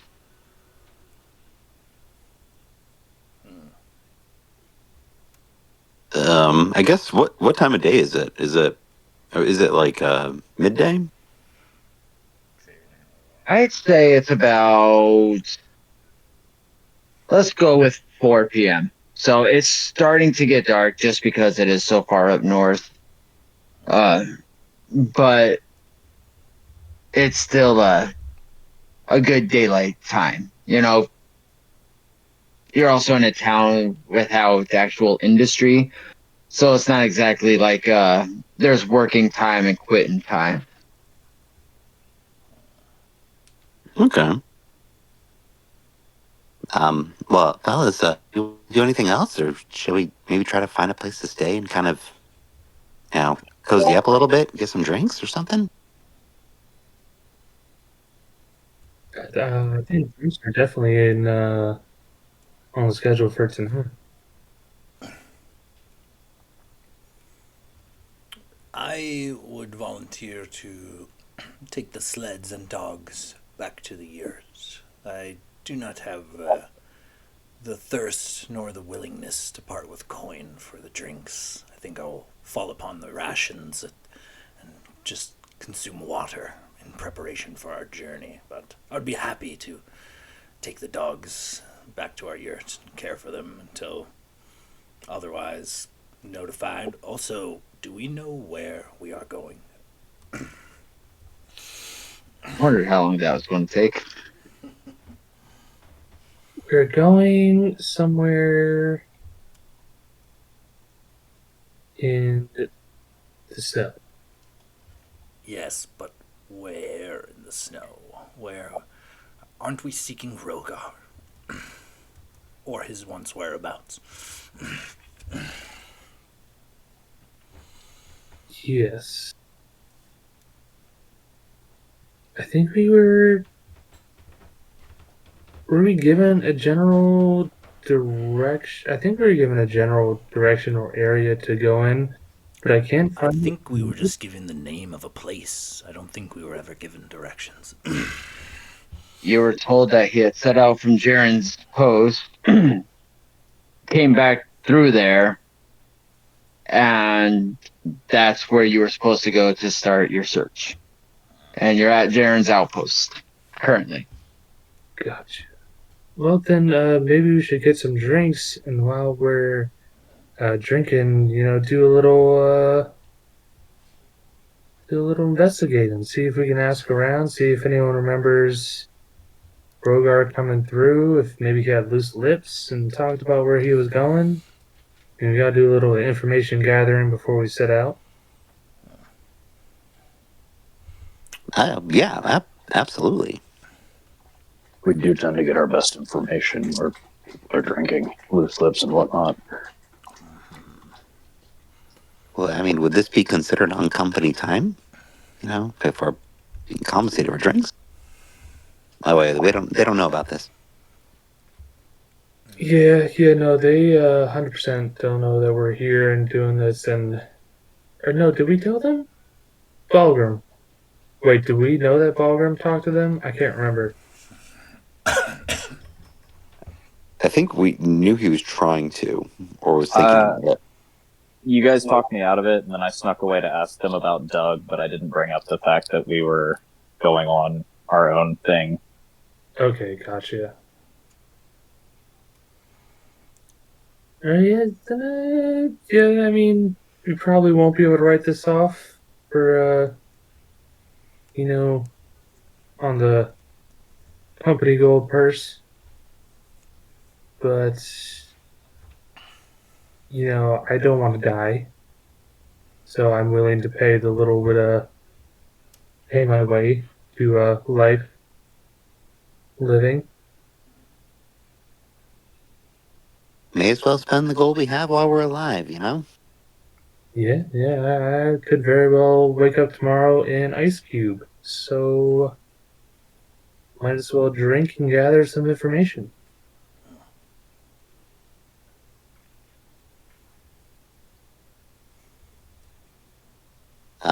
Okay. Yeah, I guess we're gonna look for the sweaty Yeti, right? That's it? The Yeah. sweaty yet.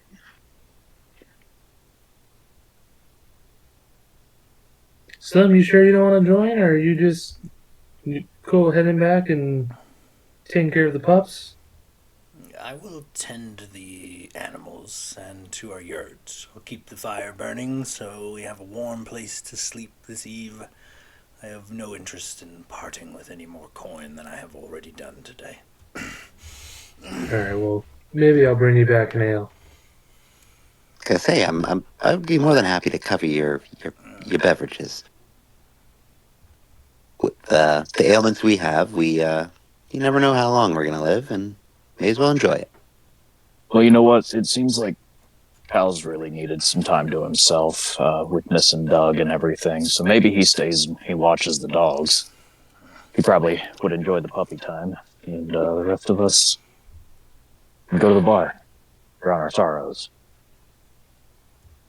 This If you insist. entire time, Cole has been like, he's like laying down on the ground, like like puppy swarm. He's just like rolling around with the dogs, like, oh, it's so cute. Oh yeah. I mean, I don't mind taking the dogs back to the yurt and hanging out with these pups. Yeah, maybe train them to kill some things and to snuggle or something. Kyle, I'm always amazed at how much you and your brother sound alike. I'm going to walk over to all the dogs too while he's getting swarmed and just think, all right now, Kyle's gonna watch you.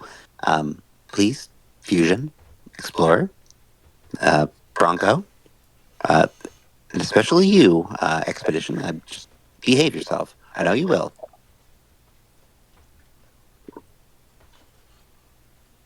All right. They lap up and cuddle. And this is canon. Call is going to take all of the leashes and skip back to the yurt with the puppies giggling like a happy little child. I agree with it being canon. Oh, I want to like use my druid craft to like summon a creature smell somewhere, and the dogs just fucking take off.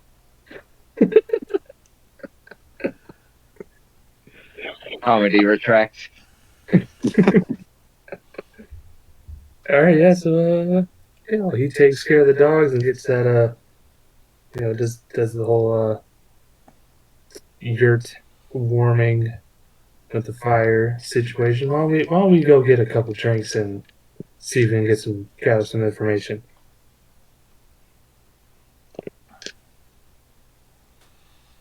So you make your way back towards the center of town. Once again, you see the buyer's yurt, and right next to it is a large tent that says the Sweaty Yeti, and it has a picture of a Yeti starting to strip the fur off from the shoulder as sweat is pouring down his head. Upon entering, you see just tables and benches set up everywhere. There's no real decor or style. It's just a place where adventurers back from a hard trip could go and drink what they experienced away. And for other people to come in and just play games. You could tell it's definitely a way to get the stress out.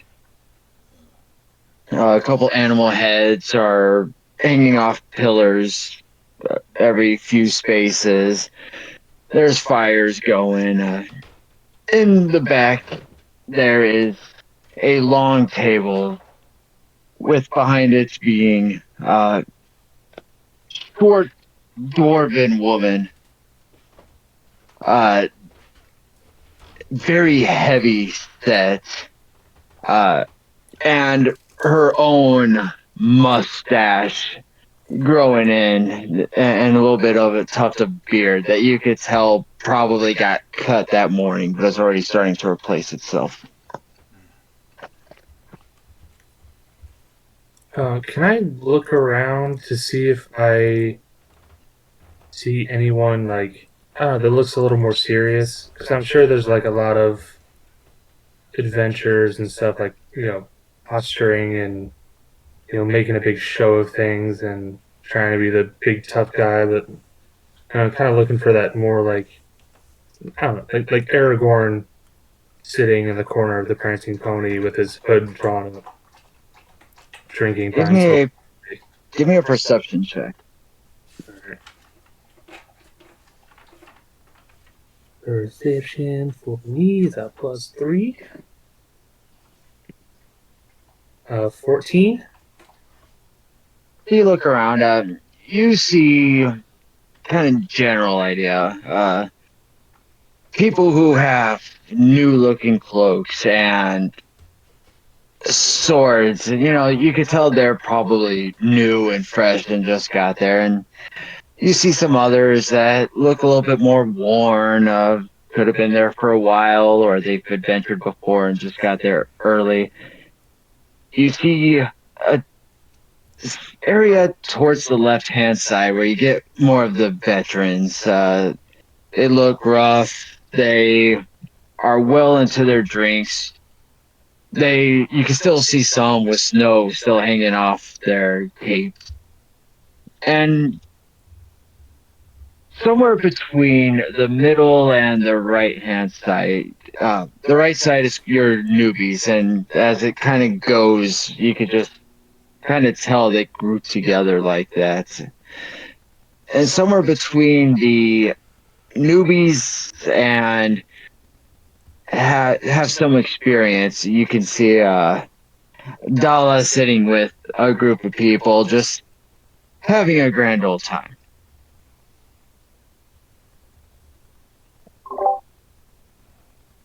Yeah, so he's gonna kind of nudge the group and just be like, "All right, so it looks like you got some vets in the corner over there.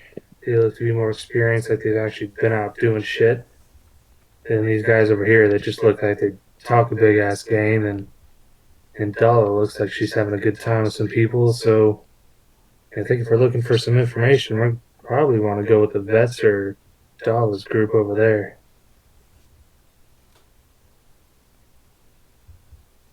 Do any of the individuals around here have like any symbols or colors that would indicate they're from like the city of was it Arelon? Arelon?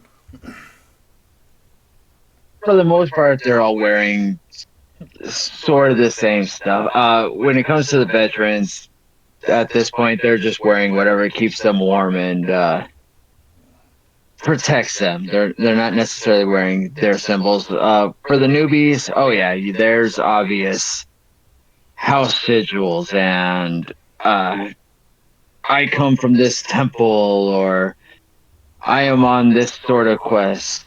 You know, they're still wearing the I love New York t-shirts, whereas the veterans are just screw it. My friend died, but he left this behind. It keeps me warm. I'm keeping it. Noted.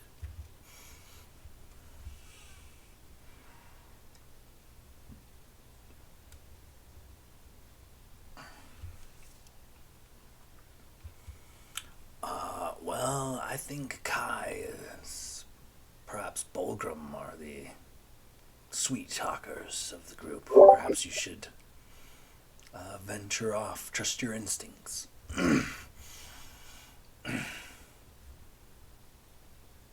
Yeah. As I look around at these like sigils and everything, do I happen to see anybody sporting a sigil of Thorm? Let's see.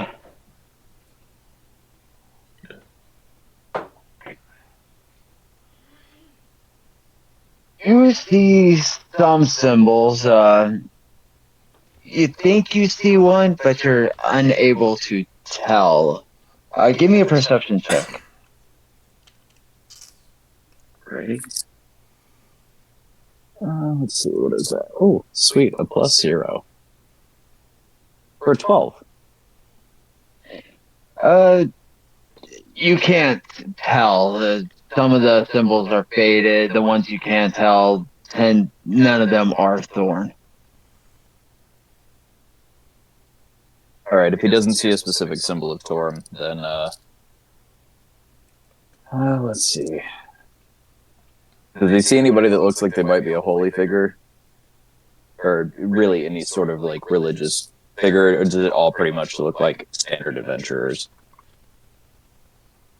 Standard adventurers. Your paladins aren't necessarily going treasure hunting.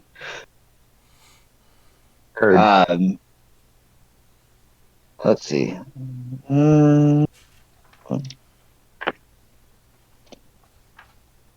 You do see what appears to possibly be a cleric running around. Judging by the clothes they wear, tend to dress somewhat similar. Alright, Balgrim is going to make his way to the bar, and given his crisis of faith, but his duty to the party to try to pump information out of somebody, he's going to slam a couple shots to work up the nerve, and then he's going to go pour his heart out to the cleric in hopes that he'll help us. What kind of shots is Balgrim doing? What's the strongest liquor they have? He's been hurting right in the feels. That would be the Sweaty Yeti. It's 3 silver per shot of 296% alcohol. Well, I'm pretty stout myself, and he just slides a gold piece across, and he says, "I'll take 3, and you keep the change." Excuse, did you say 296%? Yeah. So you take these shots, and They send a shiver down your spine, but then Hang you on. start to feel really warm inside. I just want to note, I'm going to slam 2 of those and take one with me when I go to talk to the cleric. Give me 2 Constitution saving throws. Will you allow me to apply Individually, shield, because- master? That's only for dexterity. I know. That's all right. I got a +3 to con saves. All right. And I only know because I take Shield Master almost every time. First one is a dirty 20. Second one, oh, I should have stuck to the other die. Is a 6. Roll me a D100. Oh boy, am I gonna light somebody's pants on fire tonight? Man, I really gotta buy a D100. You can roll 2D10s or Yeah, I know. It's just not fun that way. Chris, I think one of the D100s for this specific role for B, Have it. he shits his pants. Hey, 69. Yep, he shits Do you his play like I play, where 86 is the worst possible outcome and 69 is the best? no, I just used this table I found. Well, let's see what it says tonight. Because 86 normally means you're out of something, so it's the worst number. Yeah, And then 69, I mean, it's bad. It's 69. It's not horrible, but it does make for fun role playing. Shiny things fascinate you, and you also have a disadvantage on any dexterity saving throws.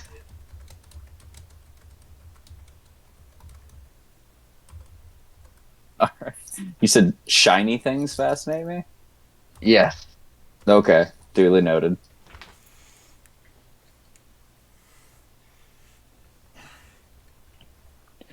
So you take the third shot and you walk up.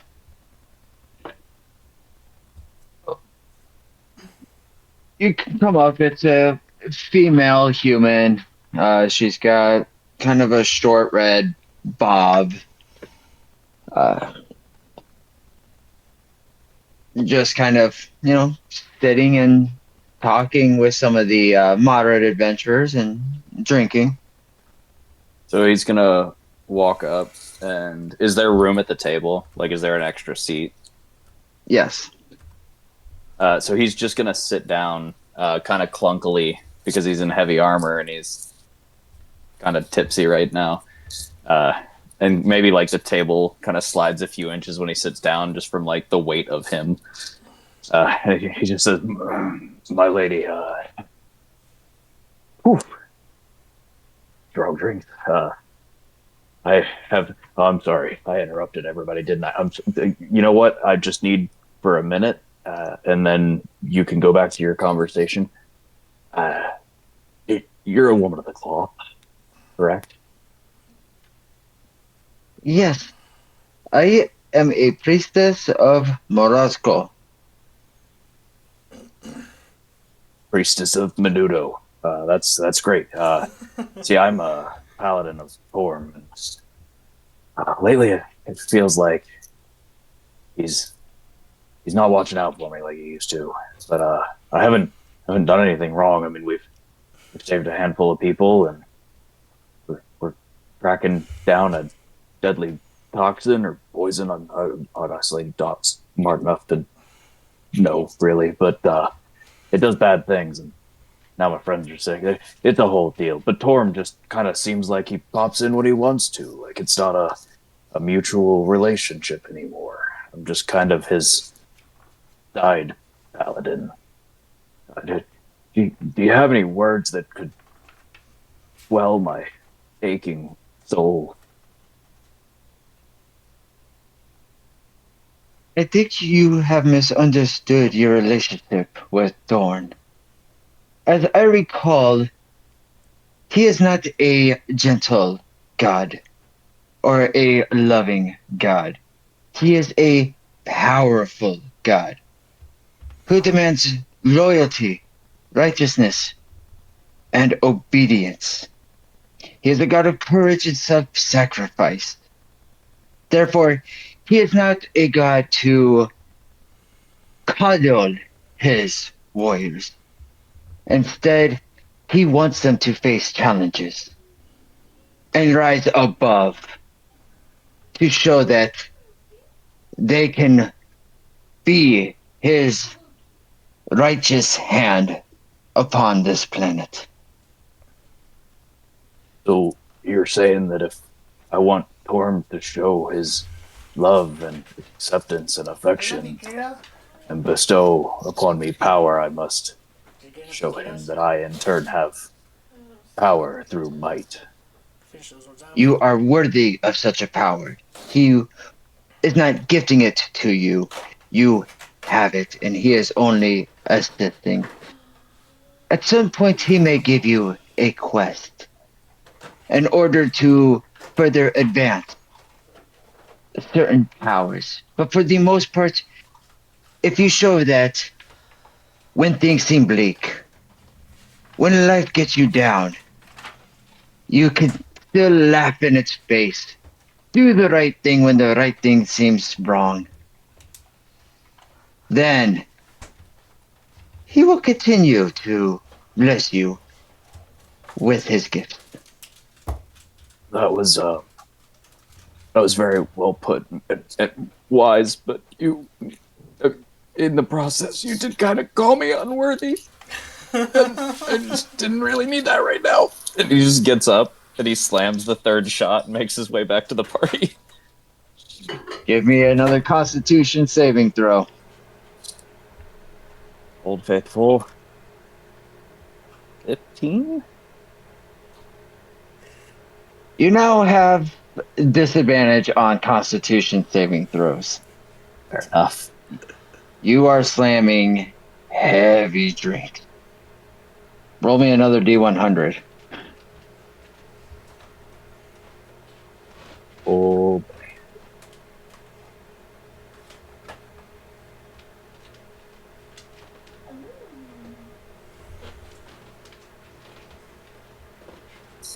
89.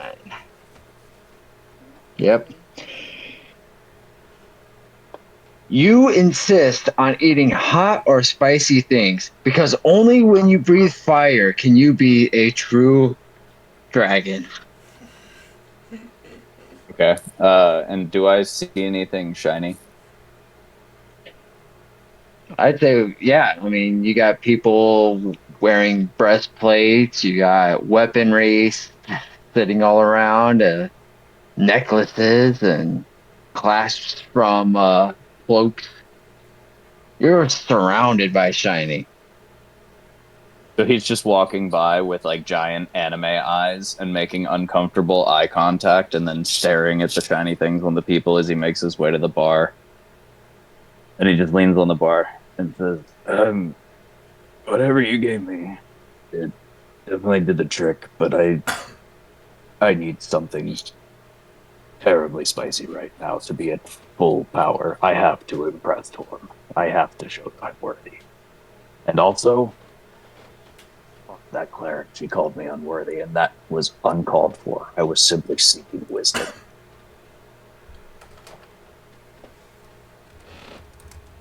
Well, let's see what we got. We got these peppers that grow up here. I usually chop them up and mix it into some of the dishes, but you can eat a whole one if you really want. I'll take 2.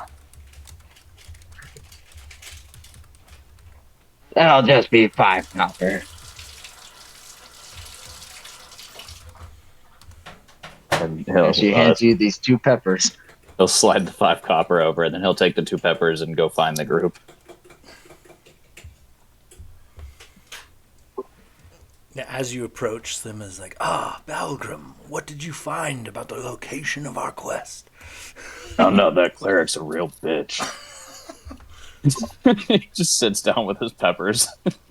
Okay. Alright. Yeah, but you eat your peppers. It's okay. I guess I'm up next. Let's see if I can... I'll try and figure something out, guys. Balgrim, you get you a water? Something? You want a pepper? I'm gonna eat one. I bought two.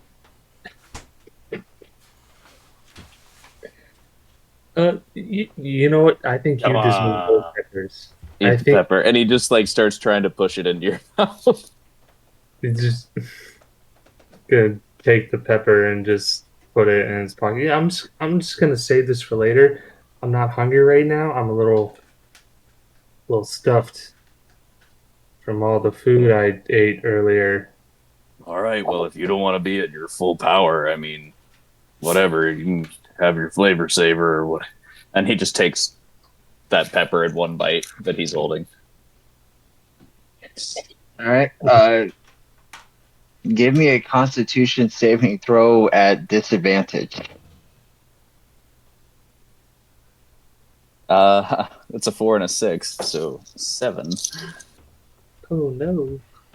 You have the worst case of indigestion right now, and your mouth is on fire.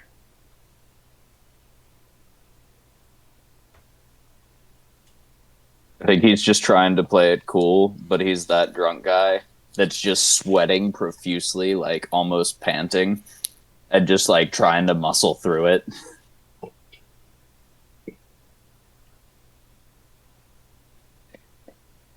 You basically did a ghost pepper challenge.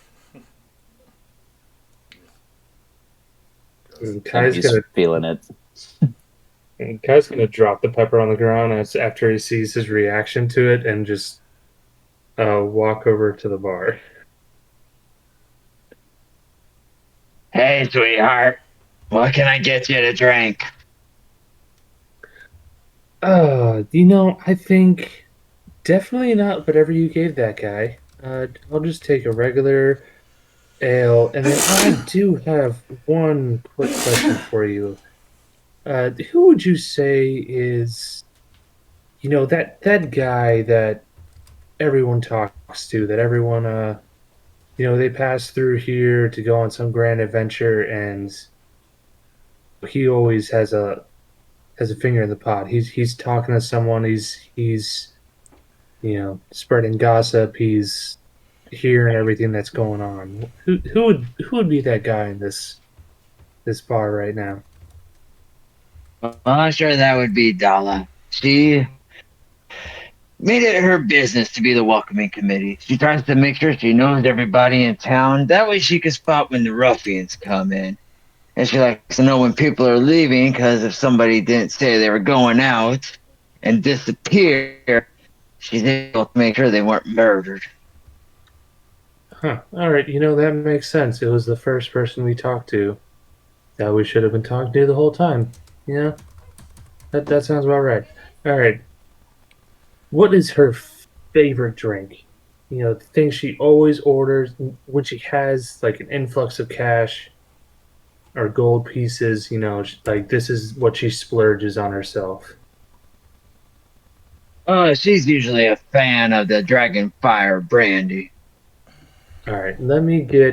I'll take a double of that Dragonfire brandy and just a regular old cheap ass ale for myself. Rich man over here. It's 2 gold for the brandy and 3 copper for the grog. All right, I'll slide over 2 gold and a silver piece. She takes it and she hands you 2 glasses. One is more of a snifter, and it's got a deep candy apple red color with a swirling orange mist. As you hold it and sniff, you get a hint of an apple cider with that cinnamon of red hot inside of it. Then you look at the other glass, and it's in more of a tin cup. And this thing is a putrid green color. You see you don't know what's in it. And it does not smell good. Kai's gonna take a what's the floor situation? Is it just like dirt beneath this, like a tent set on dirt? Yes, because they're not going to put down anything decent for a bunch of drunk people to drop shit on. That makes sense. So Kai's gonna turn his back to the bar, thank her and everything, turn his back and start walking towards Adala, and I'm gonna dump out the disgusting looking ale on the ground and then pour half of the brandy into my cup. Roll me a sleight of hand check.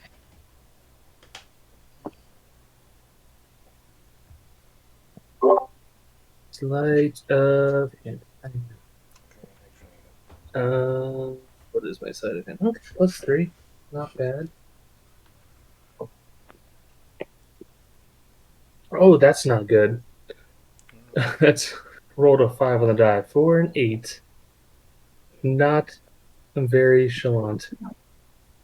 So as you're walking and you're letting this beer fall, some of it is splashing onto the legs of a couple guys. And you see this dwarf that happens to get some on his shoes. What the fuck? Why are you pouring your shit on me?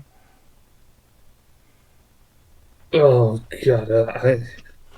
I'm so sorry, mate. I just, had a few too many of these fucking things, and it's starting to hit me pretty good. Gosh, I would absolutely love to just pay for you clean those fine boots. Here, here's a silver piece. Just I'm so sorry, and I'm just gonna flick him a silver. Roll me a persuasion check at disadvantage Oh, okay. because it's a silver. I shit you not. I just rolled 2 natural ones. I rolled 2 dice at once, and both of them landed on a 1. Nice. It's not nice. The silver hits him in the chest and he watches it fall. He picks it up and he chucks it at you, and it hits you square in the head for 2 points of bludgeoning damage. Oh my God, how hard did he throw the fucking silver piece? It's like chucking a penny at someone. You're not leaving here alive, man. You insult me? You first you splash that putrid shit all over me. Then you toss me not even enough to clean them. How about you get on your knees and you lick off that putrid crap, and then I might forgive you. Can I get a look at this guy? Does he look to be like one of the vets, or does he look to be like one of the, the newbies with the nice clean clothes who just rolled in?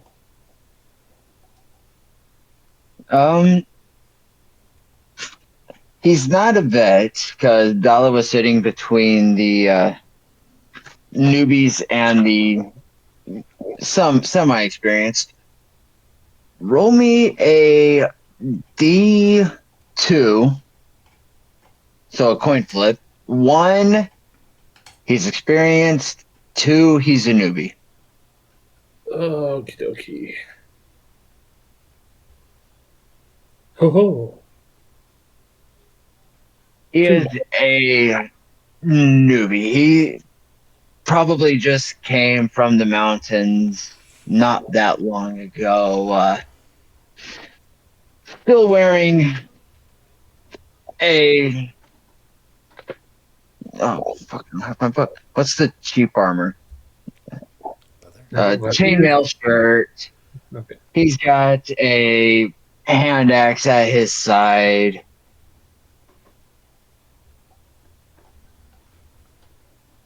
All right. I'm just gonna am I like relatively close to Dala at this point? Like maybe like halfway across the room or something?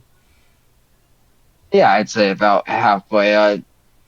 She sits slightly closer to the door, so I'd say she would be at about the quarter way in, and you were halfway back to her, so Okay. you're close but not too far. I'm just gonna turn and just shout out her name. Be like, Dala, can I get your help here? I don't know if you remember me, Kai. We came in earlier. I know you're the I could think I could use your assistance real quick, and just kind of try and shout over the crowd to get her attention. She hears you, and does one of those. "Oh, I'll be right back. I gotta go check this out." And she comes back up. Oh, it's good. It's good to see you. What do you need? Yeah. So I was actually just coming over to since you were so kind to us earlier, bring you this here. What I heard was one of your favorite drinks, and I actually spilled some of my own drink on this gentleman over here, and I offered to pay cleaning, toss him a little silver piece, and yeah, he just doesn't seem like that. That's doesn't sit too kindly with him. So I'm wondering if you can maybe help us settle this dispute. Well, I mean, in his defense, I would say a silver is kind of a slap in the face. You could at least buy him a drink or two. Fair enough. Then I turn back to the dwarf, and then I just splashed disgusting ale accidentally onto his shoes. I'm gonna pick up the silver piece off the ground, hand it back to him, and then hand him another gold piece. I'll hand him a gold piece on top of that. You know what? I'm sorry for the misunderstanding. I'm fresh in town. If you couldn't tell, I wasn't aware of the whole dynamic in this area. I'm used to a much cheaper city, but why don't you buy yourself a drink on me and so bygones be bygones. Roll me a persuasion check with advantage.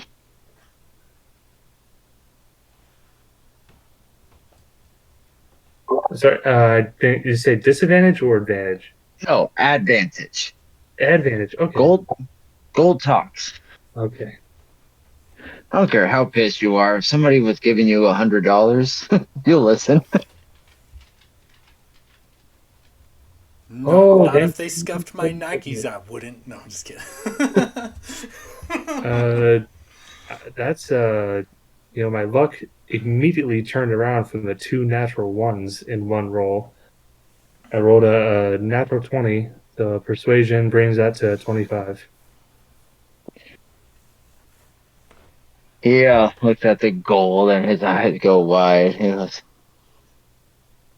"Hey, all is forgiven. I'll reach out and Bartender!" And he goes off to get himself a drink. standing there with my hand outstretched, going to shake his hand, but he's already gone. Now I'll turn back to Dala and be like, okay, let me try this again. And I'm going to hand her the glass snifter of the fire Dragon dragon brandy fly. or bourbon or something like that. So I got this for you. First of all, I want to thank you for being so kind, welcoming my friends and I into the city or village, town, whatever you call this place. Secondly, I I just have a quick question. So me and my friends here, we're kind of on a time-sensitive mission of sorts. See, we have someone we're trying to save. You know, they've got a ailment that is quickly getting worse, and we're trying to save them from that. And some information that you might be able to provide us could possibly aid us in that endeavor. Have you heard of a man by the name of Rogar? Right? That's his name? Oh, honey, everybody around here knows Rogar. Okay, well, that's makes things easier. Do you know? So last he came through, he went off into the tundra. Uh, we had a timeline, right? Do we know exactly when he left and then came back to the previous town we were in, our area or arena? It'd been 1 or 2 months. 2 months. Okay. Yeah. So do you know? So apparently, the last expedition he went on maybe like 2 months ago. He went out, came back. He might have been bragging about finding some, I don't know, secret old ruins or something of the sorts, where he found some sort of artifact, um, possibly a vial containing some sort of blue gaseous or a liquid, and then he left and came back. Do you know exactly? Do you have any information possibly on where he might have gone for that particular venture? Well, I don't know where he went, but he and old Baron Greatfist typically went out together on those adventures. Baron's probably over at his tent right now, just enjoying the night before he goes back out at some point. Is it Baron Dreyfus? Baron Greatfist. Rayfist, I'm sorry. You have a beautiful accent, but it is very thick sometimes, and I've terrible hearing. So that's on me, not you. But yeah, no, that's actually very helpful. We will most likely consult him to see if we can get some further information.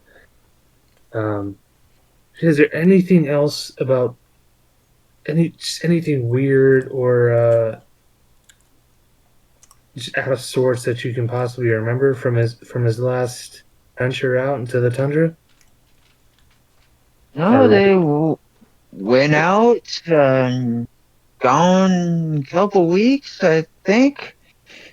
Came back, and I know old Baron traded in his items, sold them over to the buyer. Came in, had a grand old time, and old Rogar, he went back home. So he see us in a couple months.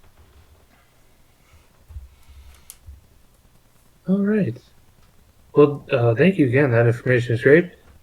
I hope you enjoy the fire brandy. It smells fantastic. I might have to get some myself when I'm not so poor. But thank you again, and I might just leave you here, let you get back to your friends. I'm gonna get back to mine. Hope you have a great night.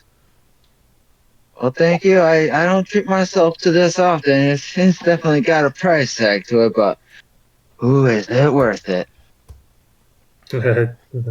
I hope to try it someday. I'm just gonna, give her a little you know, two-finger salute, and bag off and rush back to my friends with the profusely sweating orc. Very. I got some fucking information. Hit the jackpot. We need to talk to a bears, Gray Fist, and he went out with Rogar regularly on his adventures. And Bella said she saw him. He went out on the last one, which would have been the adventure he went out where he found these fucking disease capsules. So you just gotta find that guy here in town, and then we got a new lead.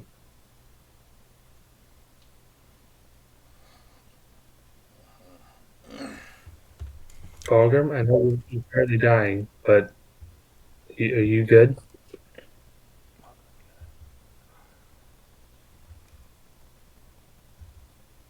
He gone. Well done, did. Kai. Well done.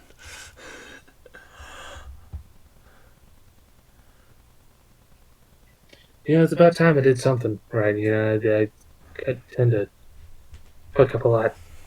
So, I got something. Figured out a location or a person to lead us to a location.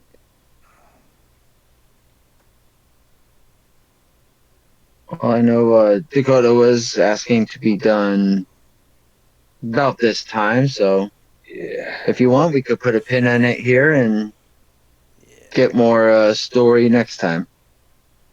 Yeah, I think that's a solid spot. That way we start off with seeking the info from Grey Fist, and hopefully that gets us on the road.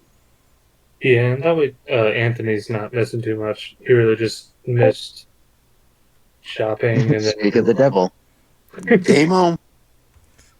That was weird as shit. Like you said his name and Yeah, he right. popped into the fucking chat like I that second. literally No. summoned Anthony. As I was saying, due to the bet that Kai lost, you walk back towards the back of the stables and you see Call just getting pegged by this giant mastiff.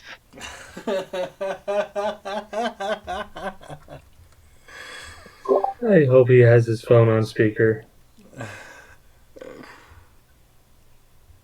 Which one was it? Bronco? Oh, it's got to be Bronco. He's a bucket. Oh my god. Oh, funny. Listen, I'm sorry, Anthony. I'm just really not good at gambling. I know most of it's luck and chance, but I'm just all bad luck. Can I roll performance to see how well I'm throwing it back or something? Oh Jesus. I'm going to need a Constitution saving throw to see how well your sphincter is going to recover. Jesus Christ. There's 4 of them.